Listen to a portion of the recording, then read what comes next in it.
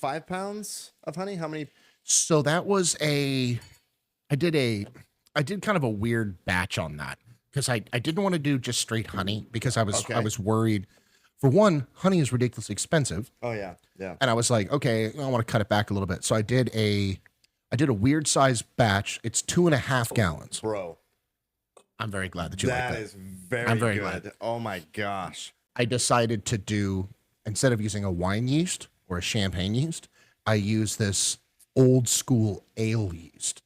Because I'm like, why not? I mean, that's what mead was, right? Like it was just, like, so I used an old A01 English ale yeast.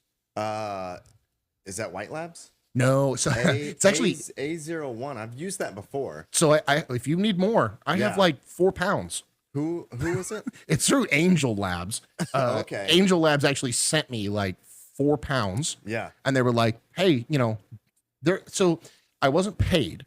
Yeah. I like to put this out there. I was not paid, but the side note of it was, if you like it, do a video. Yeah. If you don't, keep what we sent you, but please don't bash us, which has always been kind of my mentality because I'm like, I work with a lot of small businesses. And I'm like, hey, if I like your stuff, I want to give you props. If I don't, why would I want to hurt you? There's no reason to. I mean, unless they're being like completely shady and like just stupid, then I mean, why would you bash them? There's no point. There's no point to, and there's so much, there's more than enough love to go around. Yeah. And when it comes to businesses, I don't like to do that to people. What I enjoy about mead, particularly Israel's, is he's given me several bottles, and I have some friends we play. It's a version of D&D. It's Call of Cthulhu. Okay. And I've taken that over there. Yeah. And it'd be like just 3 of us, and we would just crush a bottle. Oh yeah. And I'd be like, man, this doesn't feel like anything at all. And then I'd stand up, like, oh my god, yeah, the honey, that's when it hits you. The honey hits different. It does. And this is real low. I think I forget. I'd have to go back and look up my notes. What your starting and ending gravities? Well, yeah, especially on my notes for that. This has got a really nice sweet flavor to it. It's 10%. Yeah. Oh man. So yeah, it just the ale yeast. It just hides doesn't. it. Yeah, it hides it. It hides it very well. Yeah. And I stopped it. I did the old potassium sorbate, potassium metabisulfate. Yeah. To kill it, and then I bottled it. And I was in a rush because I wanted to bring it for you guys to try that night. And I was like, oh yeah, I don't have time. So I bottled it, and then I went, I didn't cold crash it first. Oh, dude. So I put it all in the fridge, and of course, every bottle went clear. Yeah. And then I had the little sediment cake at the bottom, and I was like, son of a gun. So then the night before, I'm sitting here with a drain tube, like moving it from the one bottle to a new bottle so that they're clean. My wife's like, you're bottling what you bottled. I'm like, don't start. Yeah. You won't understand. I mean, yeah, you might freak some people out who have like never homebrewed before, and like, because you always get that little bit of sediment in the bottom of your bottle. So I mean, yeah. Well, no big deal. People who homebrew, they don't mind. I mean, you've had some of my stuff before. Yeah. In fact, I've given you a bottle before, and I literally, like, in the kitchen, I'm like holding them up to the light. Yeah. Beforehand. And I was like, oh, you don't want this one. He's like, well, I'm like, this one doesn't look good. Yeah. I'm like, because it's probably fine, but I'm like, that's not the one I want you to open. You're self-conscious to like people who have never homebrewed before. Like I remember when I started, I would give people like my beer and I'd be like, check this out. And they'd like be pouring the beer. Yeah. And then that you'd see like a floaty or something. Yeah. It's like, oh, dang it. Like, just try it. You'll like it still. So my friends I brought your samples to, they do meat also. Right. And their comments were like, it looks kind of murky. Like what's going on here? Because I guess whatever process they use gets rid of all that. Yeah. But they enjoyed it thoroughly. So there's like a couple of schools of thought on it. You can you can use the bentonite clay, which we've talked about, which is basically kitty litter. Yeah. I mean, it sounds gross, but it's clay. And you dump it in. I mean, you don't put kitty litter in your homebrew. It's not what I'm saying. But you use bentonite clay, you dump it in, and you shake the crap out of it, and it looks disgusting. But then the clay clumps to anything that's in it, and then falls. Yeah. Right. Then you can use products called deflocculants. And it's basic, you're sciencey, right? So it takes free floating anythings and it just clumps them together. Yeah. And so it's like basically it's Velcro, right? It's like what they use to purify water. Exactly what they use to purify water with other things, right? Because we're not worried about sterilizing it. It's already sterile. We're just flocculating the molecules together. They in suspension. They weigh more. They sink to the bottom. But that's all part of the nutritional value of the beer is having all that in the mead. Yes. So I read something recently, well, not too recently, I guess, but for medieval peasants, that's where most of their nutrition came from, was from drinking 100%. beer. And did you know, and it might have been in the same article that you were reading it, they tested the bones of you're talking about people in that era. Yeah, and they That's the found craziest thing. antibiotics. And they're like, how the heck did these people have antibiotics? It was all through the beer. Not just antibiotics. Tetracycline. Yeah. That's a 5th generation. Yeah. Like we didn't have that until I could be wrong, like 2006. Yeah. Like and they're like, what was this from? And yeah. Hey guys, we'll be right back to the podcast in just a second. But first, I'd like to thank this week's episode sponsor, No Shave Life. No Shave Life Beard Co. offers everything from headwear, hand-printed apparel, beard care products for those who choose to be bearded and awesome always, including their new baseball diamond shirt collection inspired by your favorite professional baseball teams.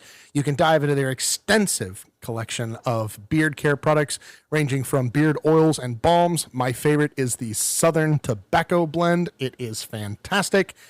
Love the way it makes my beard feel, and my wife loves the way that it smells.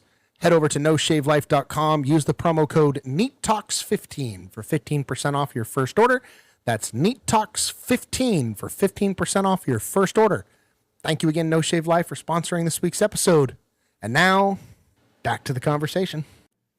The main reason they lived so short in the Middle Ages was their hygiene sucked. Oh, yeah. Nutritionally, they were fine. Probably better than a lot of people nowadays with their fast food and everything. When you're literally dumping raw sewage out your window just on the street, But the French are literally still doing that. Like something is wrong. No, did you? I'm not joking. Did you see like the Paris Games are coming up? And they want to swim in the Seine.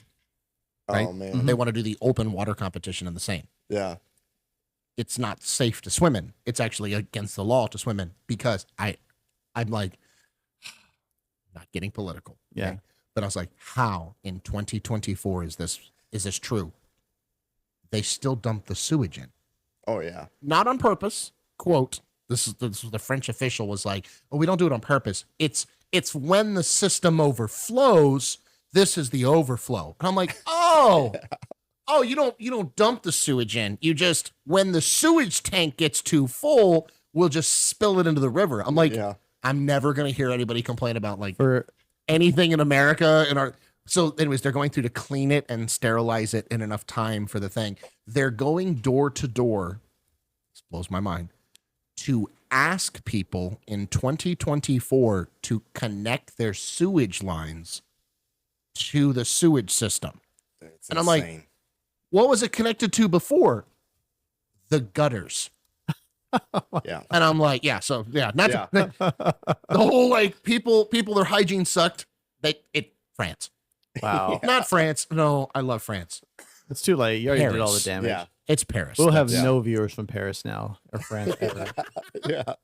Well, this is mead. They wouldn't understand. Well, with a city as old as Paris, there's undoubtedly systems that are in there that are not documented. oh, That yeah. they have no idea. I There's honestly probably don't think no they way found to all the catacombs. possibly. Yeah. Oh no, They're no. not even explored. Yeah. Not fully anyway. Like, Yeah. which is crazy. I I mean, mean, the amount of people that are like buried down there from the plague. yeah, it's a whole city built on corpses, basically. Yeah. It is a city built on top of an older city. Yeah, Not to get all like conspiracy theorist about the whole like, it was a mud flood, man. It's crazy how many cities are like that. They just Oh, build on top of the look at ancient Venice. ruins and Look you're at like, all. I mean, Well, Seattle, to. you Crazy. could do tours in Seattle of the old That's town. It's literally true. buried.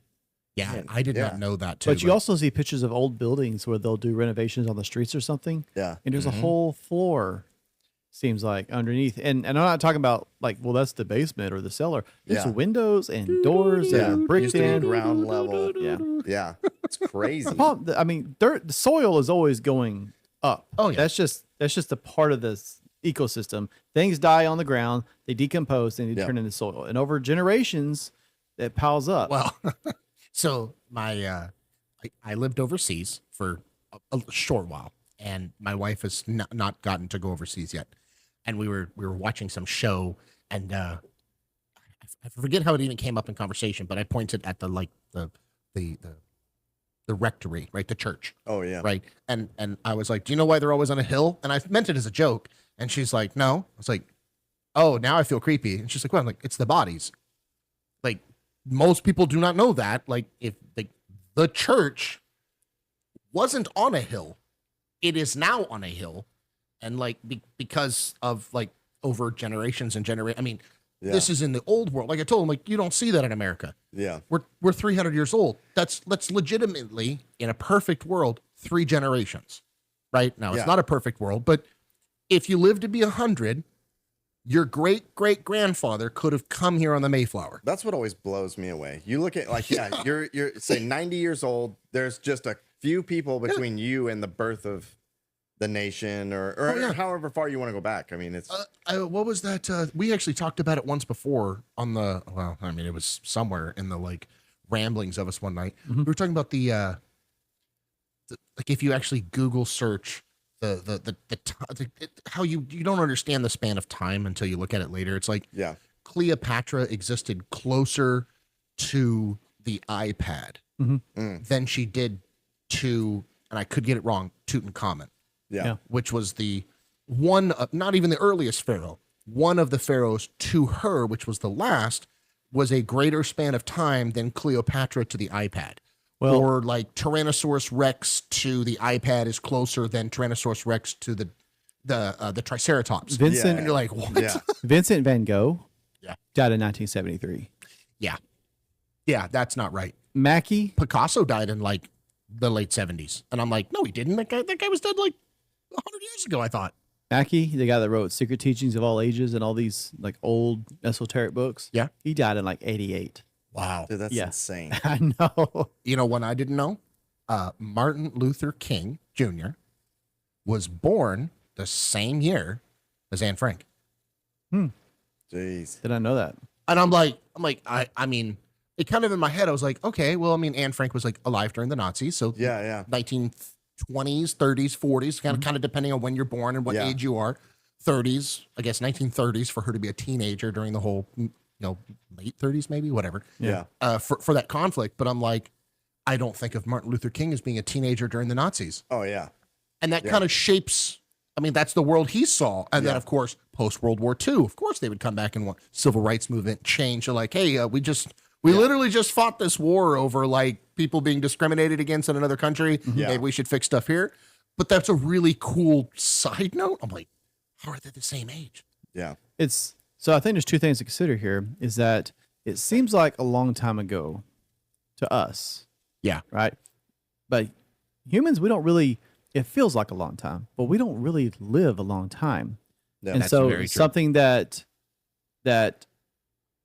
really, if you look at it in the right perspective, like that was not long ago at all. But to us, it feels like it was a really long time ago. But on the other hand, I also think that not necessarily recently, but our whole timeline, like our understanding of history and what really happened when, and we don't know. They're just guesses at best. It's all guesses. Yeah. And, You're talking about the thing about how carbon dating has been basically debunked now? yeah, carbon dating is not really. Our friend Brandon was talking about this, that like, I mean, I grew up where it's like, oh yeah, we carbon dated this dinosaur and it's whatever. I'm picking a number, 14 million. Andre would know, 14 million years old, right? And now they're like, nah, we actually think we goofed the data and like it could only be 14,000 years. And I'm going, whoa, that's quite a discrepancy. Yeah, like I'm like, all of a sudden everybody up in Cleburne at the little like creation museum in the Glen Rose. creation museum in Glen Rose is like, told you. And I'm like, okay. Well, the thing is, when I went there, because it's always been there for as long as I've been alive, and I've always wanted to check it out. And I Not that I'm need like to go. huge into that kind of thing, but It's a museum. I wanted I to wanna check see it it. out. And they have a whole a science lab in there. Yeah. It's not just a museum. They have a legitimate lab It's a with actual research center. scientists doing research. Right. And I was talking to one of the scientists there because she was talking with my kids, and I brought up the tissue that was found in the fossils, and I asked her, like skin. yeah. Yeah. And I was like, is this like a one-off thing? She's like, no, we find it here all the time. See, and that is definitely something that I want to talk to Andre about because I mean, he's soft tissue, like Soft tissue. yeah, dinosaur soft tissue. So either I think. fossilization happens faster than we think, or Right. they didn't die off as long ago as we thought, right. Yeah. or you can And go like either the of those creationist is way kind if of you weird want and to. terrifying. It is. When when I was a kid, Yeah. and I think they're still in places. You're still in a kid at heart. Glenrose, in Biloxi, in the Biloxi River. I remember as a child, my dad took me to it was someone that had private property. And he paid money to get access to the property. And you walk into the Biloxi, or maybe it was like a tributary of the Biloxi, I don't know. But it was a dry limestone riverbed, dinosaur tracks, Oh, cool. human footprints Oh, that's cool. right next to it. It's not like a conspiracy. I mean, Nice. they're not there in some places, oddly enough, Right, but I saw with my own eyes, and I have a copy Are you of. sure it wasn't your gigantic Pithecus? Well, so You weren't here for so that. There was a whole. I was actually reading about this, and the footprint sizes. I didn't realize this as a I child. love you. I'm not teasing you. I didn't realize this as a child, but the footprints were 24, size 24, Oh my and god, the strides were 6 to 7 feet apart. it's Bigfoot. Jeez, man. So okay, Joe. Sorry. We should probably actually like introduce Joe now at this point. Like we've been talking for a might few. as So well. this is Joe from here in town, a good friend of mine. Justin, you haven't met him before. Yeah, I met him for the show. Well, yes, I didn't know if you had met him before. A entrepreneur, a small business owner, dad, husband, wine lover, Yeah. a sommelier. Would you go that far? No. No. Okay. No. Aficionado of cigars. The sommelier is like one of the hardest Really? certifications you can get. I mean, getting your medical degree. I always thought it just meant expert of wine. No, I mean, getting Oh, your it's a medical license. degree is easier than becoming a sommelier. I mean, it is probably 10 Damn. times harder. Wow. Yeah. Okay, never mind. I'll stop Yeah. making fun of wine now. Yeah. I actually I drink wine. okay, wine lover, wine enthusiast. We'll go with that. But so is it the same with cigars? Is an aficionado like a certificate, or is that just a lover of cigars? Yeah, I mean, so sommelier, they branch out. Oh, you have to know You hear how he said it? It's like say that again. Wait, sommelier. sommelier. Yeah, see, I even said it wrong. I don't even know. Israel's like salamander. Are you a salamander? Yeah. They have to branch out. It's not just wine. They also have to know a little bit about whiskey and cigars because you're there. Because it's pairing. You're there to entertain and inform the customer, and give advice and provide conversation, all of that kind of stuff. So yeah, with cigars, it's not as official as wine, but I never like to classify myself in any of that because you're always learning. Well, that's true. We're just Yeah. all on varying levels. You're a lover of Yeah. cigars and wine and Yeah. whiskey and home brewing, Yes. which is another big thing, and a recent transplant to Texas. I say recent, a couple years, 7 years. 7 years. Yeah, Yeah, 7, so 8 years. he got here as soon as he could. Where'd you Yeah. move from? Directly from Don't Hate Me, California. No. From the cool part of California. San Diego. Okay. Yeah. That's cool. It's like Okay. Navy SEALs Yeah. and everything. Navy. I mean, yeah, there's Marine bases, Navy bases. But I always tell people, and I was telling you this last night. I'm gonna reach across your camera. I need some ice. I just realized that I don't have any. If I picked you up and took you to San Diego, you would get along very well with the people out there. Yeah. Most everybody in Texas would. I've never hunted more in my life than I did in San Diego. Really? See, and I Because- feel terrible because I'm from Texas and I've never been hunting. Dude, I don't have the, anything against it. I've just never gone. So I've like gone fishing. Does that count as hunting? east of San Diego, Thank you, there are a bunch of cattle farms, and dove out there are an invasive species Oh, because they eat up all the grain. So on Eurasian ringneck, it is unlimited quantities all year round. Oh my god. Yeah. So if you like dove hunting, Wow. East County, San Diego is where to go. I mean, Place to be then. yeah. Nice. But yeah. But originally, I was born and raised in Illinois, Central Illinois, in a little town called Cuba. So the little cigar Yeah. reference. And it was actually 30 miles from Havana. No joke. Yeah, Havana, Illinois. There's a town called Havana, Illinois. Random side note. I graduated from a high school in Lansing, Illinois. Okay. Never been there. So I was homeschooled and we did a school of correspondence. Oh. So the school that I graduated from is in Lansing, Illinois. My Nice. diploma is from Lansing, Illinois, and it is the greatest pain in my ass every time I've gone to college because when you do your FAFSA, you have to put Yeah. Where did you graduate? And okay, Lansing, Illinois. Here's my diploma. And then it says, like, how many years of schooling did you receive in Texas or outside of Texas? So I have to put 0. Yeah. Or, well, I have to put all and then 0, right? For Yeah. outside. And then it goes, discrepancy. Yeah. You know, and I'm like, and I have to wait every time. It has to go like up the chain. And they're like, we don't understand. I'm like, it's really quite simple. I Yeah. mean, it's called the American School of Correspondence. Yeah. I don't take classes in Illinois, but yeah. That's Yeah. so weird. My family's from Indiana, Ohio, like right there on the border. Oh, okay. In all fairness, what college were you trying to work with? This was like local, like Hill College. Yeah, exactly. Yeah, like I mean, this was nothing. Exactly. which is also on a hill, probably covered from dead people from the Civil War. Wow. Actually, no, but the Civil War grounds is out there, and if you want to do some great metal detecting and stuff, most people don't know this, but if you go out here to where on the left is the college, right? I don't know why I'm pointing and I'm not doing anything. On the left is on the college, and then to the right where like the Airstream Park is. Okay, if you go down that road, the Airstream Park's on the right. Keep going down. On the left is like the rodeo grounds. Yeah. For Hill County, right? Yeah. Or Hill College, whatever. That is, I mean, it's the rodeo grounds now. That entire area was the Confederate Memorial Park.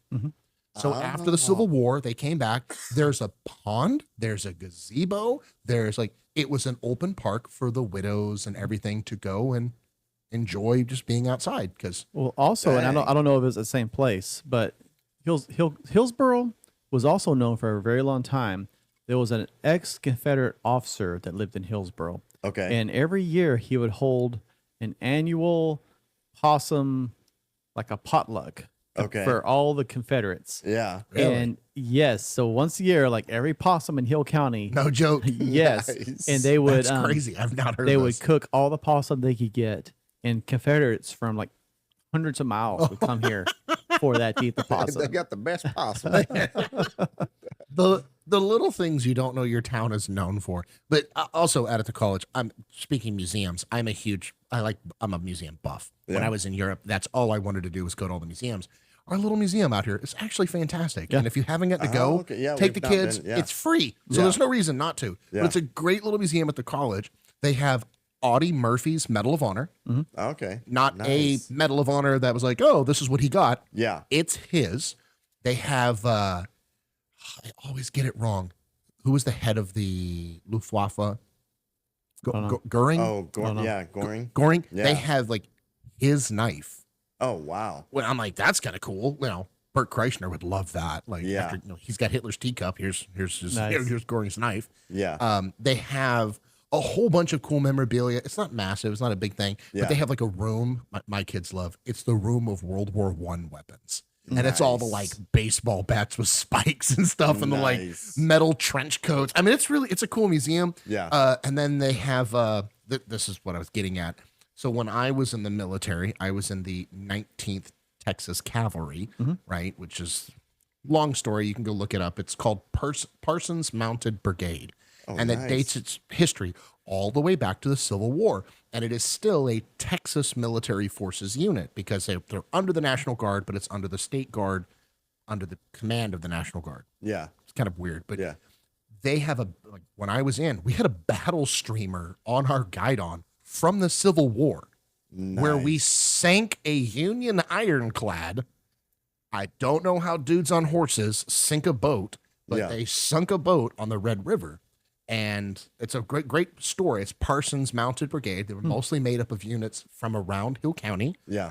And really, really cool history. They have their battle flag from 1865 Wow. framed out there. And I didn't know that. And I'm in the 19th Texas State Guard, 19th Texas Cavalry. And I go out there one day with my kids. I come around the corner. I'm like, huh, hey, that's pretty cool. It's like our flag. Yeah. It's a neat little museum. They always have a bunch of stuff. The Daughters of the Confederacy is out there. You can look up Yeah. family history and lineage, and they have a Yeah. bunch of charity events. It's pretty cool.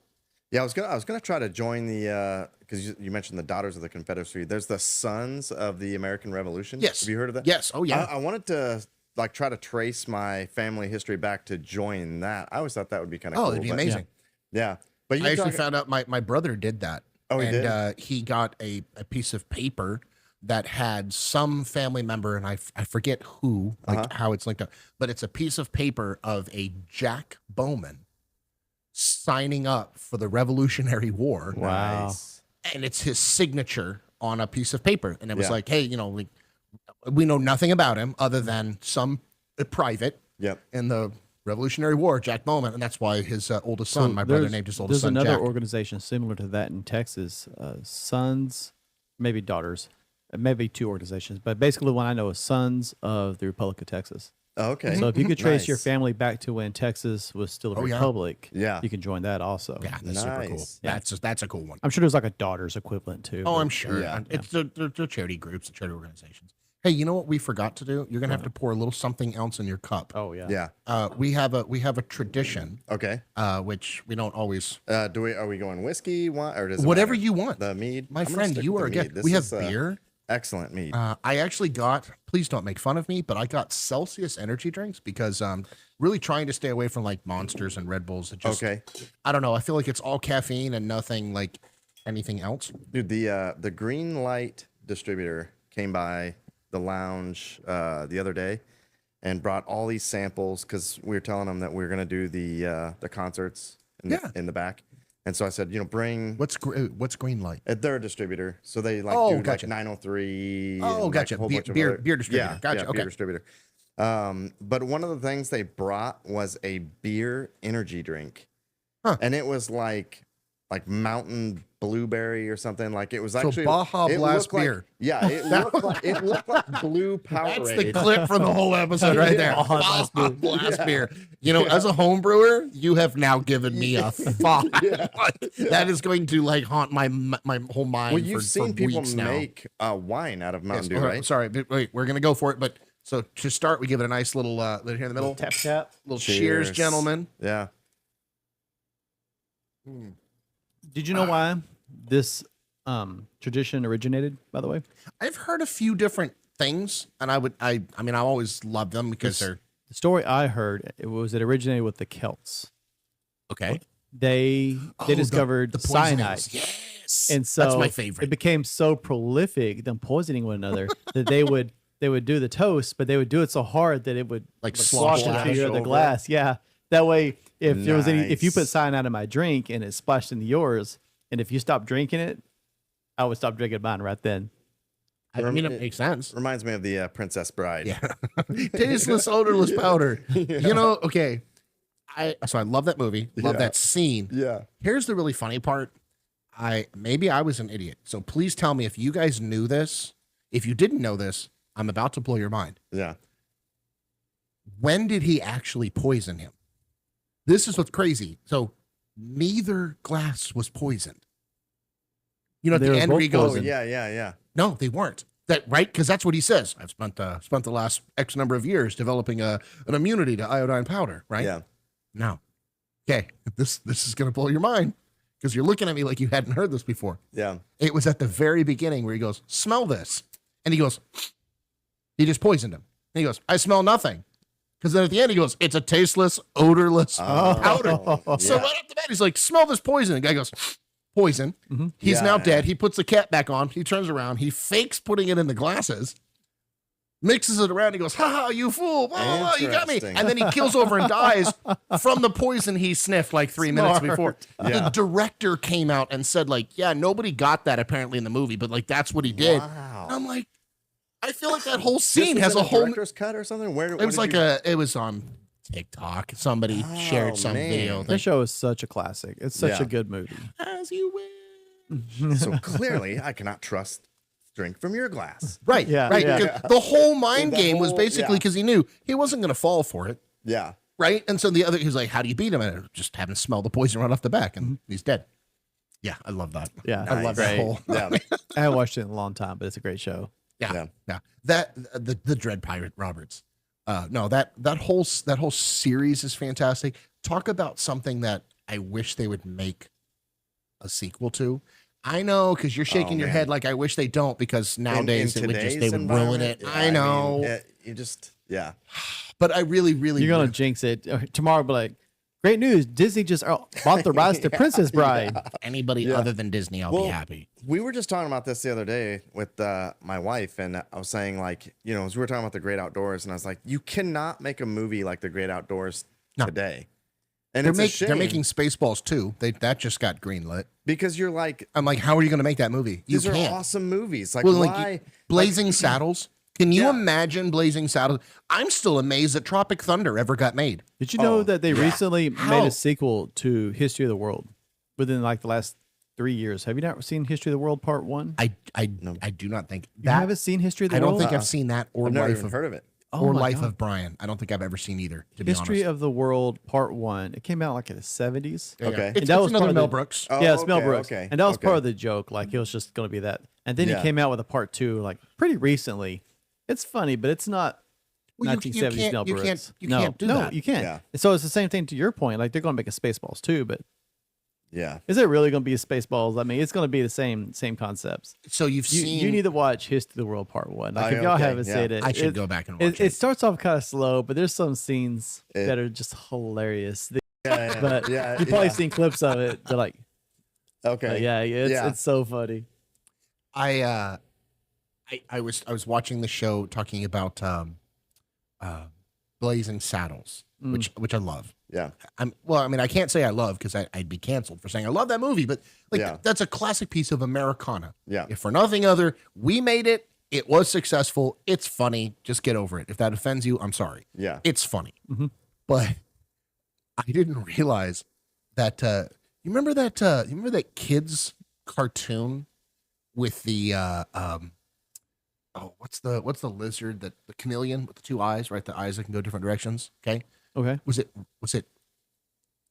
Django? Django? Ringo? No, Ringo. Django? No, Ringo. Yeah, Ringo. Django was a totally Django different was a movie. totally different movie. Yeah. Right? Yeah. Django.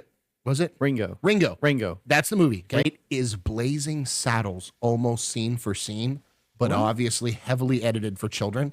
And I was like, there's no way. Some guy on TikTok put this clip up there. I'm like, okay, whatever. And then he starts playing the scenes like scene for scene. Yes. Wow. And so I go back. I'm like, no. So I went and put it on like whatever, the TV for the kids, and I'm scrolling forward. Yeah. There's the entire scene where he's like, I see the sheriff coming. It's the new sheriff, and the whole scene. And he goes, what is he? And I'm like, there's no way. And of course, it's a cartoon. Okay. Yeah. So they change it. Yeah. But I was like, oh my God, it's literally the I same. just can't imagine that lizard saying, "Excuse me while I whip this out."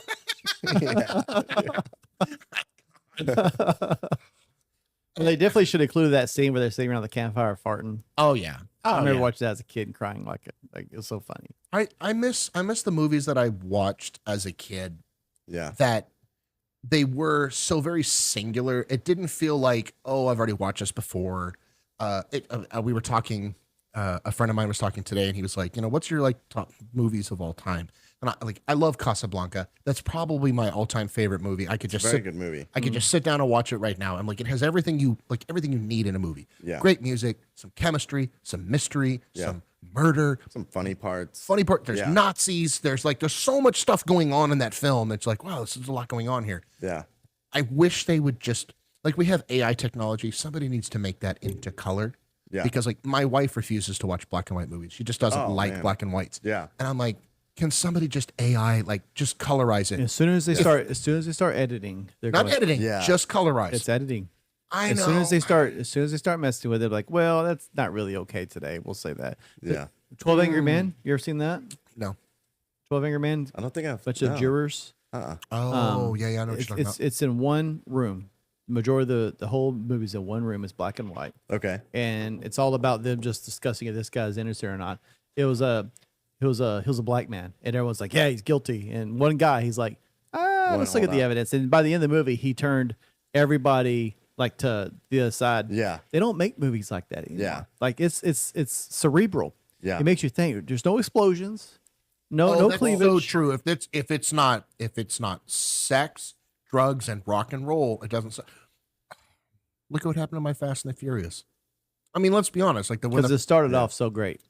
Well, it's not that it started off so great. Like, it was made for a bunch of horny teenagers. Okay, I was one of them. I went to the theater to watch it. I'm not ashamed of it, but what it started off at is not what it is today. It is such a bloated special effects extravaganza. Yeah.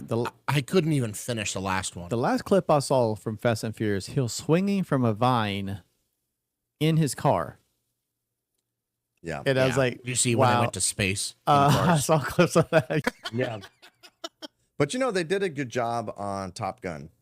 I was scared because Top Gun was my all-time favorite movie growing up as a little kid. It made me want to be a fighter pilot.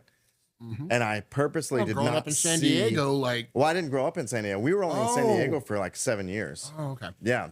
But Got that, yeah.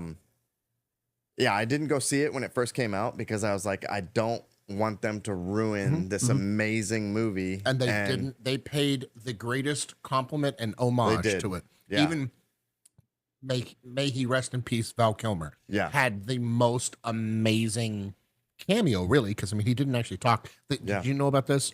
So there's a documentary on Netflix, I think, about Val Kilmer, which I think he's super cool. Like Real Geniuses, amazing film. Yeah. The Saint, amazing film. Val Kilmer had some really cool leading roles.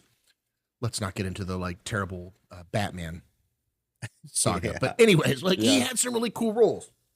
But they had a whole documentary. I didn't know he lost his voice. He had was it cancer? Yeah, Something happened. Yeah. He could not speak.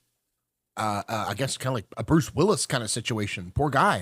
Just out of nowhere.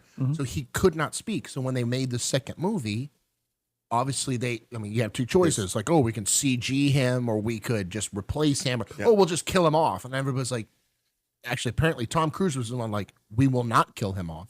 Because the guy's old. He actually has cancer now. And they were like, we'll just write him out. And Tom, to his credit, was like, absolutely not. So they put him in the movie, and when he talks, you can hear it's his son. His son dubbed all of his lines because he sounds so much like him. But go watch that documentary on Val Kilmer. Yeah. It's so sad. It's so sad. His brother died when he was very young. Oh, yeah. And that was his hero. And his entire life was I'm going to follow his footsteps. And that's how he found acting. Yeah. Afterwards. It's an incredible story. Val Kilmer's got a really cool story, but I'll that say, movie is good. I know the state of the industry right now with movies and TV shows really sucks. We've talked about this before. But it really makes those gems that somehow avoid all this mess all the more beautiful. Like people say Tropic no one Thunder. Well, no one everyone says no one likes the Acolyte because it's a female. Yeah. Well, then why do people watch Fallout? Right. Oh, 100%. Yeah. Or like you and I talked about how Princess Leia is literally the star of the first three movies. Yeah. And everybody's like, no, it's Luke Skywalker. And even George Lucas was like, no, she's actually the main character. 100%. Fallout. It was amazing. Strong female lead. It's funny. Have you watched it? Yeah. Did you watch Fallout? I haven't seen I've played the game, and I even actually had the board The game. series is fantastic. Yeah. Definitely not for children. Yeah. Don't watch it with your kids. I've had people watch But Fallout my wife loved it. that I was surprised watched it. My parents watched it. They're like, have Really? you seen that Fallout show? What? I was like, my dad's a preacher. He You're said like, watch do all you, of Fallout. Do you know what this is about? Like, Yeah. do you know? My wife has never played any of the games. She doesn't care to, right? Yeah. Or anything. But I put it on. I was like, hey, I want to watch this. She legitimately now there's a couple scenes. There's some violence that she's not particularly a fan of. Yeah. Yeah. Definitely Because taking the measures. It's a good show. It's a great show. And honestly, they could have phoned it in as long as they didn't do all this stuff they do. Yeah. And it would have been people would have watched it anyway. Yeah, I It can't wait for the second for a season video now. game show. It had no business being as quality as it is. Like Yeah. it is a. Like, You know what it watch reminded It me is of good. was like when Dave Filoni, and what's his name took over Star Wars and gave us a couple of good TV series back to back. Because I know you and I have differed on The Mandalorian, that you're not a massive fan of The Mandalorian. No, I but- like the Mandalorian. Oh, you like The Mandalorian? It's Boba Fett. The Book of Boba Fett you Oh, didn't like. Yeah. But I'll tell you, the first time that I watched Mando, that's what I call it. It's Mando. I don't really care. Darn Jin, whatever his name is. Jin Darn. That's a stupid name. It's Mando. The first time that he walks out with that Wild West swagger. Yeah. And I didn't know that the guy that plays him, Mhm.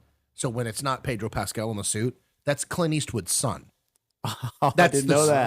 That's the guy that's in the suit. And when somebody told me that, I'm like, oh my God, I totally get it now. Like even the theme song, it's like this like smoky Western. I'm like, oh, 100%. And then they're like, yeah, it's Clint Eastwood's son.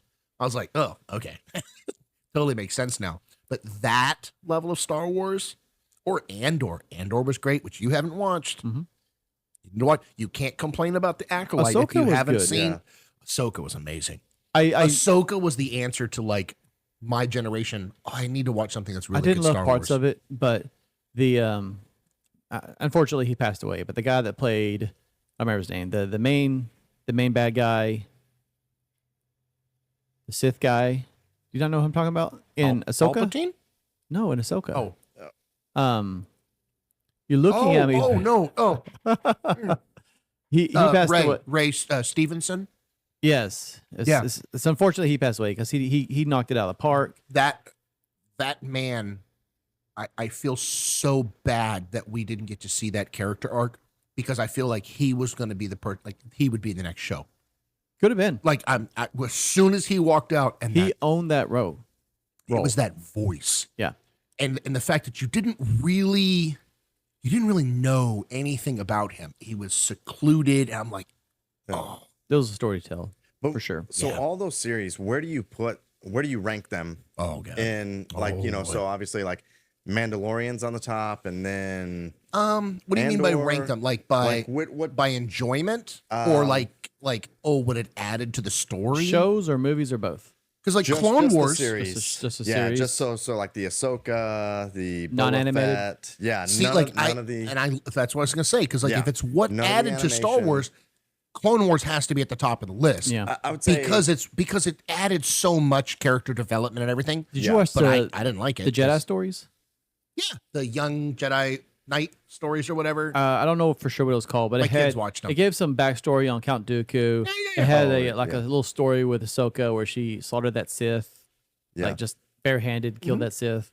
That was awesome. As far as like the actual series goes, I think Mando's probably at the top. Yeah, and Ahsoka is right below that. Okay, I really wish that when Mando started, my wife actually, it was funny because the first season.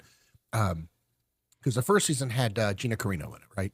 Yep. That was the first season. Yep. Who was fantastic. And I wish they would have brought her back. Oh my God. I enjoyed her. That got canceled real fast. Yeah.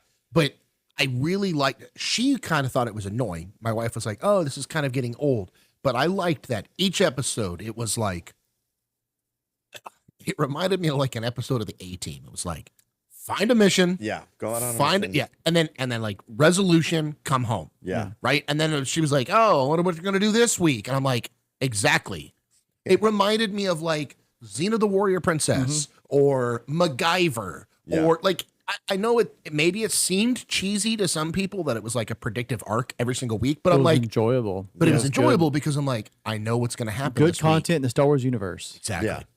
And then people complain because they say we don't like strong female leads, and then they take them away from us that we like. Well, it's strong female leads that agree with them. Oh, okay. Yeah. As long as the strong female leads agree with them, then they're fine. And know nothing about Star Wars. Yeah. Because like this whole stuff that's happening now with the Acolyte, like I'm like, Disney needs to stop having whoever you want to hire, hire them. I don't care. Yeah. But you need to stop putting them in front of a camera and having anyone ask them a question about Star Wars. Yeah. Just be like, how did you like working on the film? Let them talk about it. Who was your favorite person to work with? Let them talk about it. Yeah. But the second you're like, how do you feel that this ties into canon? They need to shut up. Yeah. Because like that dude talking about like, well, I mean, like we really need to understand that Darth Vader was a pretty bad guy because, you know, Anakin Skywalker blew up the Death Star and killed millions of people. And I'm like, like, okay, maybe he misspoke. Yeah. And he was like, oh, it's Luke Skywalker. I'm like, but that's most likely what it was. That was an actual quote. Yeah. Oh, yeah. He said that. The main guy of the Acolyte was like, you know, he go, now here's where everybody's jumped to the defense. Like, oh, he was probably talking about Luke. But the quote is, you know, that Darth Vader was a pretty bad guy. Yeah. I mean, Anakin blowing up and I'm like, you tied them together and then went on it. Yeah. Now I figured maybe what they meant is because he helped Luke, this is the defense of what they're trying to defend the guy. Oh, what he was talking about was when Darth Vader helped Luke kill Palpatine ergo letting the rebellion win in Return of the Jedi. That was, and I'm like, bro, if you have to have a PR team spin what you're like, then you're not a Star Wars He fan. meant this, what led to this, that led to this, that led to this. That's what I was talking about. Yeah. You and I my soundbite that I really liked from the last time, I told him, I said, I think that the problem with Star Wars today is that people are given Star Wars as a way to boost their career instead of back in the day, you were given Star Wars as a reward for a career well done. Yeah. Like nobody put Samuel L. Jackson in Star Wars because he was black or because he was anything other than Samuel L. Jackson with dozens of amazing roles. And everyone's like, let's give him a lightsaber and make him a Jedi. And then he walks in and goes, I want purple. Them. Yes, And sir. I love that. I love that. He's like, George asked me what color I wanted. And I said, purple. And he goes, we don't have any purple. And he goes, so I'd be the first? And then you go forward in life and you got Daniel Craig is actually a stormtrooper in one episode of, I forget which show it is, but he has a cameo. It's Daniel Craig, James Bond. Yeah. He has like one sentence line in one of the in one of the TV series or whatever. And it's because he's such a fan, he begged. Wow. He begged. He's like, I am such a Star Wars fan. Please put me in. I'm like, that's the people that need to be in Star Wars. Yeah. Well, They're such a originally- fan. They're like, just put me in a helmet, put me in the corner. I don't care. I just want to be in the movie. Originally, George Lucas did not hire big celebrities intentionally. I think Samuel L. Jackson is probably like the first big, Besides maybe people Obi-Wan. Alec Guinness almost didn't get the part in the very first Star Wars because he said he was too well known, and he almost canned Han Solo right before they was like. So the reason, this is cool. They Like weren't the whole going to character, Han Harrison Solo? Ford. Or just Harrison Harrison Ford. Yeah, okay. So the first person that was up for it was, I always get his name wrong. It's not Kirk Douglas. Is it Kurt Douglas? Or I have Kurt no Russell? idea. I have no idea. Kurt Russell. Yeah. The one that was married to Goldie Hawn. Kurt Yeah. Russell. I always get those two confused. He was the first. Yeah. And you can actually go watch the black and white footage of him and Carrie Fisher reading lines. It's horrible. Yeah. I am so glad we didn't. I'm like, I can't picture it. It's like when you hear of famous people that could have gotten the roles of movies you love, and you're like, no, Wouldn't have worked. wouldn't have worked. Yeah. But so he was like, no, we can't use him because he's too well known. So he was talking to Steven Spielberg, who helped George on the movies, right? Yeah. And he goes, hey, I need somebody to read these lines because Kirk Douglas isn't working. He goes, I got a guy. He was on this movie that I did. I'm just going to bring him and have him read lines. And it's Harrison Ford because of, what's that movie? Oh, The movie he was in? yeah, the first movie It was that Vietnam movie. No. It was the one with He the did a cameo. that was a cameo, but the first movie he was in was the Cars in the 1950s. No idea. Oh my God, we gotta look that up. It's Harrison Ford's first movie. It's not Fast Times at Ridgemont High. Oh my God. I just remember seeing him. What was that movie from? They're in Vietnam, and it's famous now. Golly, Full Metal Jacket. Oh, yeah. I was watching Full Metal I didn't Jacket. know he was in that. Yeah, and it's just like a little two lines, and this guy comes up to. Was it Full Metal Jacket? I mean, I think it was, and this guy just comes up and talks to somebody, and is like, that looks a lot like Harrison Ford, and I think this is when he was just starting his career. I figured it out. So it was in 1973. His first he had other roles before that, but his main role was American Graffiti. Okay, Right, which is the teenagers, hot rods. It was basically Grease before Grease was a thing. got you. Right, but and he was like, yeah, I don't want to use him because he might be too well known from this. But he had him come in and read lines, and of course, as soon as he opens his mouth, Crushed it. it's Han Solo. yeah. It's not just like, oh, that's because of who I grew up with. He's got that cocky, arrogant, and of course, when they're reading the lines, it's so bad, because he hadn't really polished the story, and so they were still talking about space corn, right? Which the whole point, that was going to be the main point of the first movie was it was a farmer farming space corn, and then they ended up changing all of that. Good old space core. And that's why when they made the Family Guy spinoffs, that's why they're joking about Blue Harvest. It was a blue corn joke. Oh, I got you. Yeah, there's so many little innuendos from all of that. But Talking back about the recent things, I just wanted to point out. Yeah, I was talking to somebody in comments on one of the videos that we posted. there's not And- many. We're still starting, so Well, there's lots of clips and shorts. that's true. Yeah, and they were talking about how you shouldn't let, and I agree with them. You shouldn't let bad fan fiction ruin Star Wars for you, because that's really what this stuff is. All this stuff that is all this crap That's is coming a out. really good way of. But looking here's the at that. thing: it's not though, because I'm not even sure it's fan fiction. Fan fiction applies that these people like Star Wars and they're just writing bad They're content. writing it for a Yeah. paycheck. I don't think they even like Star Wars. Like you said, they can't even get the characters right. Yeah. I will say that I will go to my grave as I don't care what anybody says. My canon, the old canon that I grew up with, Yeah. the expanded universe, I didn't spend tens of Yeah. thousands of dollars to have all the toys and all the comic books and everything else and play all the video games, Shadows of the Empire, Dark Forces, the Jedi Unleashed, all of those games for Disney to be like, well, first of all, I don't care if Disney says it's not canon. I lived it. Yeah. It's my canon. Yeah. Like, I don't care how It's your many head times. canon, right? Well, I don't care how many times you replace Batman. Okay, Yeah. I don't care. When I think of the Joker, it's Heath Ledger and it's Jack Nicholson. Yep. I don't care who else. Joaquin Phoenix. I don't care. Yeah. When I close my eyes, that's it. And when I close my eyes and listen for the sound of the Joker, it's Mark Hamill. Yeah. Luke Skywalker voice. I mean, that's the voice of the Joker. It always will be. I don't care who you replace him with. You can come out and be like, no, he's actually a nice guy now. No, he's not. Like, I'm with you. I think it is fan fiction. That's a really great way of looking at it. If they're fans, I don't Yeah. think they're fans. Well, but it's sometimes fan fiction's just bad fan fiction. but that's the thing. But the real fan It could be- fiction, it's the real their fan content. fiction. A few years ago, they came up with this. It was a fan made. It was the duel between Obi-Wan and Darth Vader extended. Did you ever see that? Mm-hmm. It was awesome. And then I sent you a clip today or yesterday. Darth Vader fighting Palpatine. Yeah. It's like that's really good. Uh-huh. Where's that kind of stuff? Those are the people that need to You be also hired. sent me the one of Obi-Wan and Qui-Gon They can watching make the they can fourth make a episode whole, of The Acolyte. a whole television series just of Qui-Gon's Force Ghost and Anakin. And, Okay. Have you watched any of The Acolyte? No. Okay. But that's why I was asking about the series, because Mandalorian came out so strong.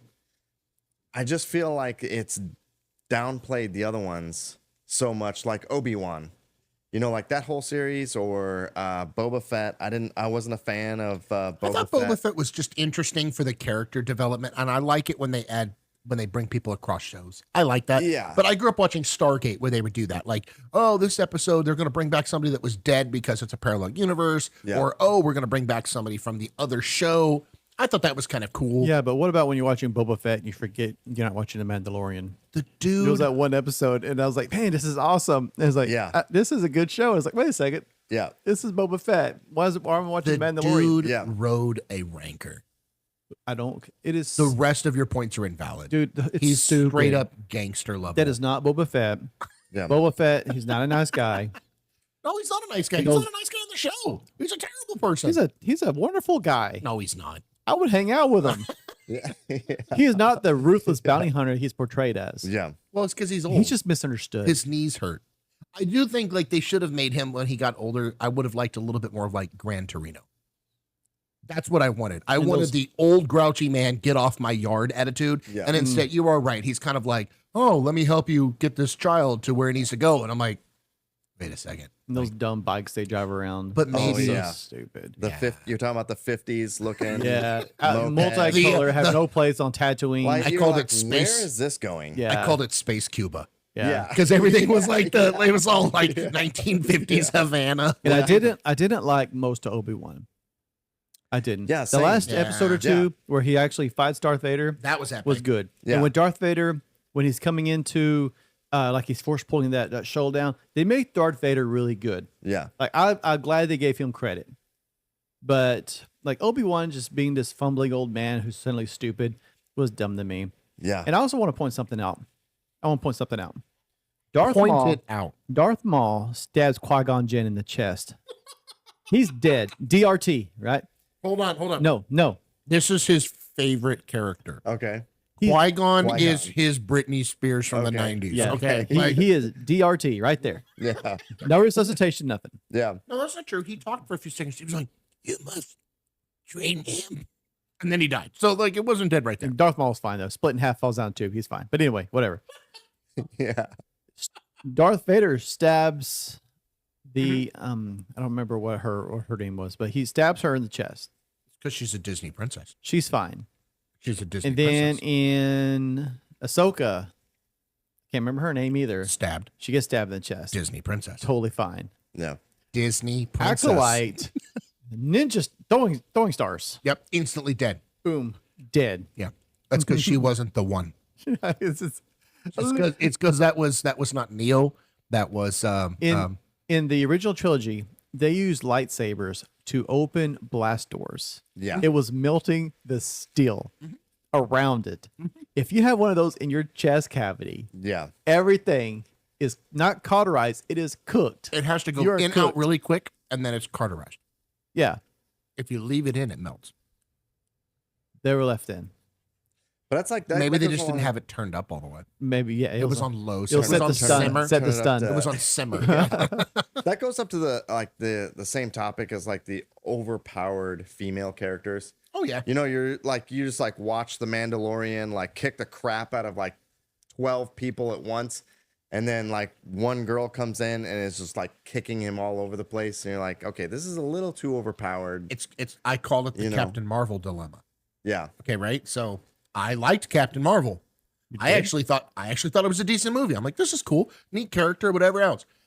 And then at the end of the movie, when she finds out who she is, let's be honest, that who's gonna stop her? Yeah. Right? And so then when she shows up in Avengers Endgame, whatever it was, Yeah. right? And my wife's like, why didn't she show up earlier in the movie? I'm like, It would've there been the- wouldn't be a movie. Yeah. She shows up and she flies like Superman and starts blowing holes through his spaceship and then lands. And you don't see her the whole time. Then she shows up and Yeah. literally like defeats Thanos' fleet immediately. Yeah. And then lands. She's like, I got a sweet new haircut now. That's That's it. There's that's no bad development. writing. That's bad writing. Okay, but because- I have the ultimate example of this. Power Rangers. Why did they not just do the super swipe right from the beginning? Because you gotta. It always ends that ended up way, right? Fighting with hands and kicks and all that, and then they get in their little Zords, and then I love that you at knew the there was end a- of Always it, wrap it it is up. the power strike. Why Yeah. don't you just start with that and then game over? Well, why does Goku never just go like Super Saiyan? I don't know if you watch Dragon Ball Z, but why just start the fight Super Saiyan 4 right off the bat? Yeah. Instead of getting this guy opportunity to you gotta drag it on. You never Yeah. watch anything like that, but Why does Darth Vader start with choking people when he's going to always just end with choking them to death at the end anyway? yeah. Yeah. Yeah. Yeah. Why are we fighting? So, I can deflect blaster bolts with the palm of my hand and choke you to death. But sure, I'll entertain you for a few minutes as I walk down a hallway just slaying everybody. Yeah. Which I'm not gonna lie, that last scene of Rogue One, Yep, that's where one he of my does that, favorite ones. that's where I would, because that's really Rogue One's where it really started for me. Like I say, new Star Wars. I want to preface this until we got to new Star Wars. Yeah. But Rogue One was like the relaunch, Yeah. right? Because we hadn't had anything. I mean, look, we had the 70s, we had Yeah. the 80s, we had the re-release in the 90s, we had the special edition in the 2000s, whatever. And I mean, we had the movies. Yeah. But we hadn't really had like new Star Wars Yeah. since. Well, we have Yeah. the Acolyte now. Your Well, wish has been granted. Like, yeah. And you know what's funny? When that first came out, I think a lot of people jumped on the like one political side or the other bandwagon, and that's why we told them like, yeah, I'm not gonna talk about it. But now that enough people are actually saying like, no, it's just bad Star Wars. Like you don't get a 14% rating on IMDb if it's just a bunch of like men complaining or a bunch of whatever. Like Yeah. it's not good Star Wars if that many people are complaining. The dude is supposed to not be born that's in the 4th episode. And you put him in there. Now, I can see, we were talking about this like with the character arc of it, which I don't know. I mean, you're a Star Wars guy, but like, so Plo Koon, who I loved Plo Koon as a character because I played the episode 1, the Phantom Menace game on my N64, and one of the characters you could unlock was Plo Koon. And I thought he was dope because he had the orange lightsaber. Didn't know he was a traitor all along, did you? Exactly. So, right. So in this 4th episode, if I'm giving anything away, I'm sorry. Spoilers, everyone. That's my tagline. Don't watch it. But if you actually do, basically there's a cover up, right? That's the whole point of the 4th episode. There's a conspiracy and a cover up called the JFK assassination of the Jedi Order. Okay, right? Like, hey, we gotta bury the tapes. There was no grassy knoll. And not Master, Jedi Knight, or is it Jedi Master? Whatever it is. Plu Kloon is in the episode. Blue's Clues? Dude with the long head, looks like a cone head. Okay, right? yeah. Yeah. And he's in the episode and he's talking to people and whatever. And he's like, hey, we have to, hide this. Basically, in the episode, they discover there is a force sensitive master training apprentices in the dark arts. Okay. I don't know about you, but that sounds an awful like the Sith. Yeah. Right? Yeah. They don't say it. Force master teaching an apprentice about the dark side of the force. Yeah. Conceived through the Force, by the way. Right. Exactly. Yeah. Oh, yeah. Twins. Well, I was going to get to that. Oh, sorry. Yes, that the two OP, very overpowered, who just naturally have these great instinctual force abilities, even though one of them got kicked out of the Jedi Order, and then the other one that wasn't ever in She's the Jedi strong Order. and independent. She doesn't need the Jedi Order. Yeah. She ain't got no scrum. She's a Disney princess. She's a Disney princess. Then the other one gets found by this like master, Sith master, whatever. Yeah. That's teaching her the dark ways. They're twins. Never seen that in a Star Wars movie, right? Yeah. Twins. Yeah. Who would have thought? Twins that are force sensitive. Somebody should have made a movie about that. Anyways, Did they fall in love? Have they kissed yet? Were they kids? not yet. Hold on. But it gets better. They're twins that were conceived by the force. Twist. Okay. Never saw that happen before, right? Yeah. Get this. Now they're twins that go to both sides of the force. Like maybe like one father figure in the dark side and one son figure in the light. Okay. Yeah. So one's a Yeah. Jedi, one's a Sith. Never Yeah. seen that before in the Star Wars universe. Anyway, there's a conspiracy because they're trying to cover this up, that they don't want people to know that the Sith are back. Yeah. This dude's involved. Now, you might not know who he is, but you will know from the Phantom Menace when he goes, "It is my belief," Qui-Gon, your homeboy, "it is my belief that we may be facing a Sith master." Yeah. Right? Like, that's his quote. Mhm. The dude that's on the Jedi Council that goes, "The Sith have been extinct for a millennia." It's that dude. Oh, okay. So, Liar. liar. Yeah. Okay. Yeah. So now I told him this would be a cool character arc. I don't think this show's going to do it, but this would be a cool character arc. Yeah. That this dude was involved in the conspiracy and the cover up. And like maybe he leveraged that to get his seat on the council one day. Like, hey, dudes, I can keep the secrets. Yeah. Let me on the okay. council. Right? Oh, that'd be cool. If Dave Filoni was involved, totally would have been the character arc. You ready for the kicker? Yeah. He wasn't born yet, Nice. according to Disney's canon. Yeah. So they now have created a show with a guy that's involved in a conspiracy who apparently lied to Qui-Gon and gets him killed because he's like, "Oh yeah, go to the planet, you're cool, protect the princess." Totally not a Sith. Shows up and gets, murked Yeah. because he's a Sith. Yeah. Did they Wasn't even specifically- born yet, and now he's there. Have they specifically named him in the show? He's in the credits as Jedi Master Plu Kloon. Oh, okay.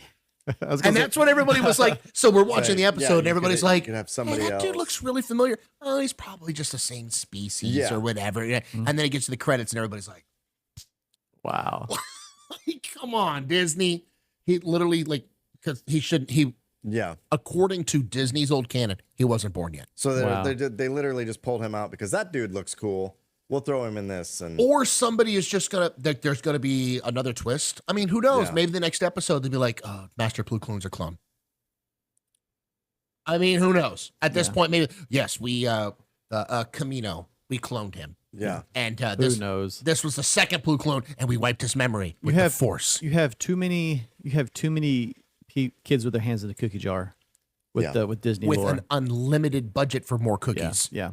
And And what I nobody mean by stops that to say, "Have we already done this?" is you have too many people that I would argue that their knowledge of Disney, not Disney, of Star Wars lore is so at best. Yeah. And they're all pulling from the same lore bucket. And Yeah. they're like, hey, this guy looks cool. This is cool.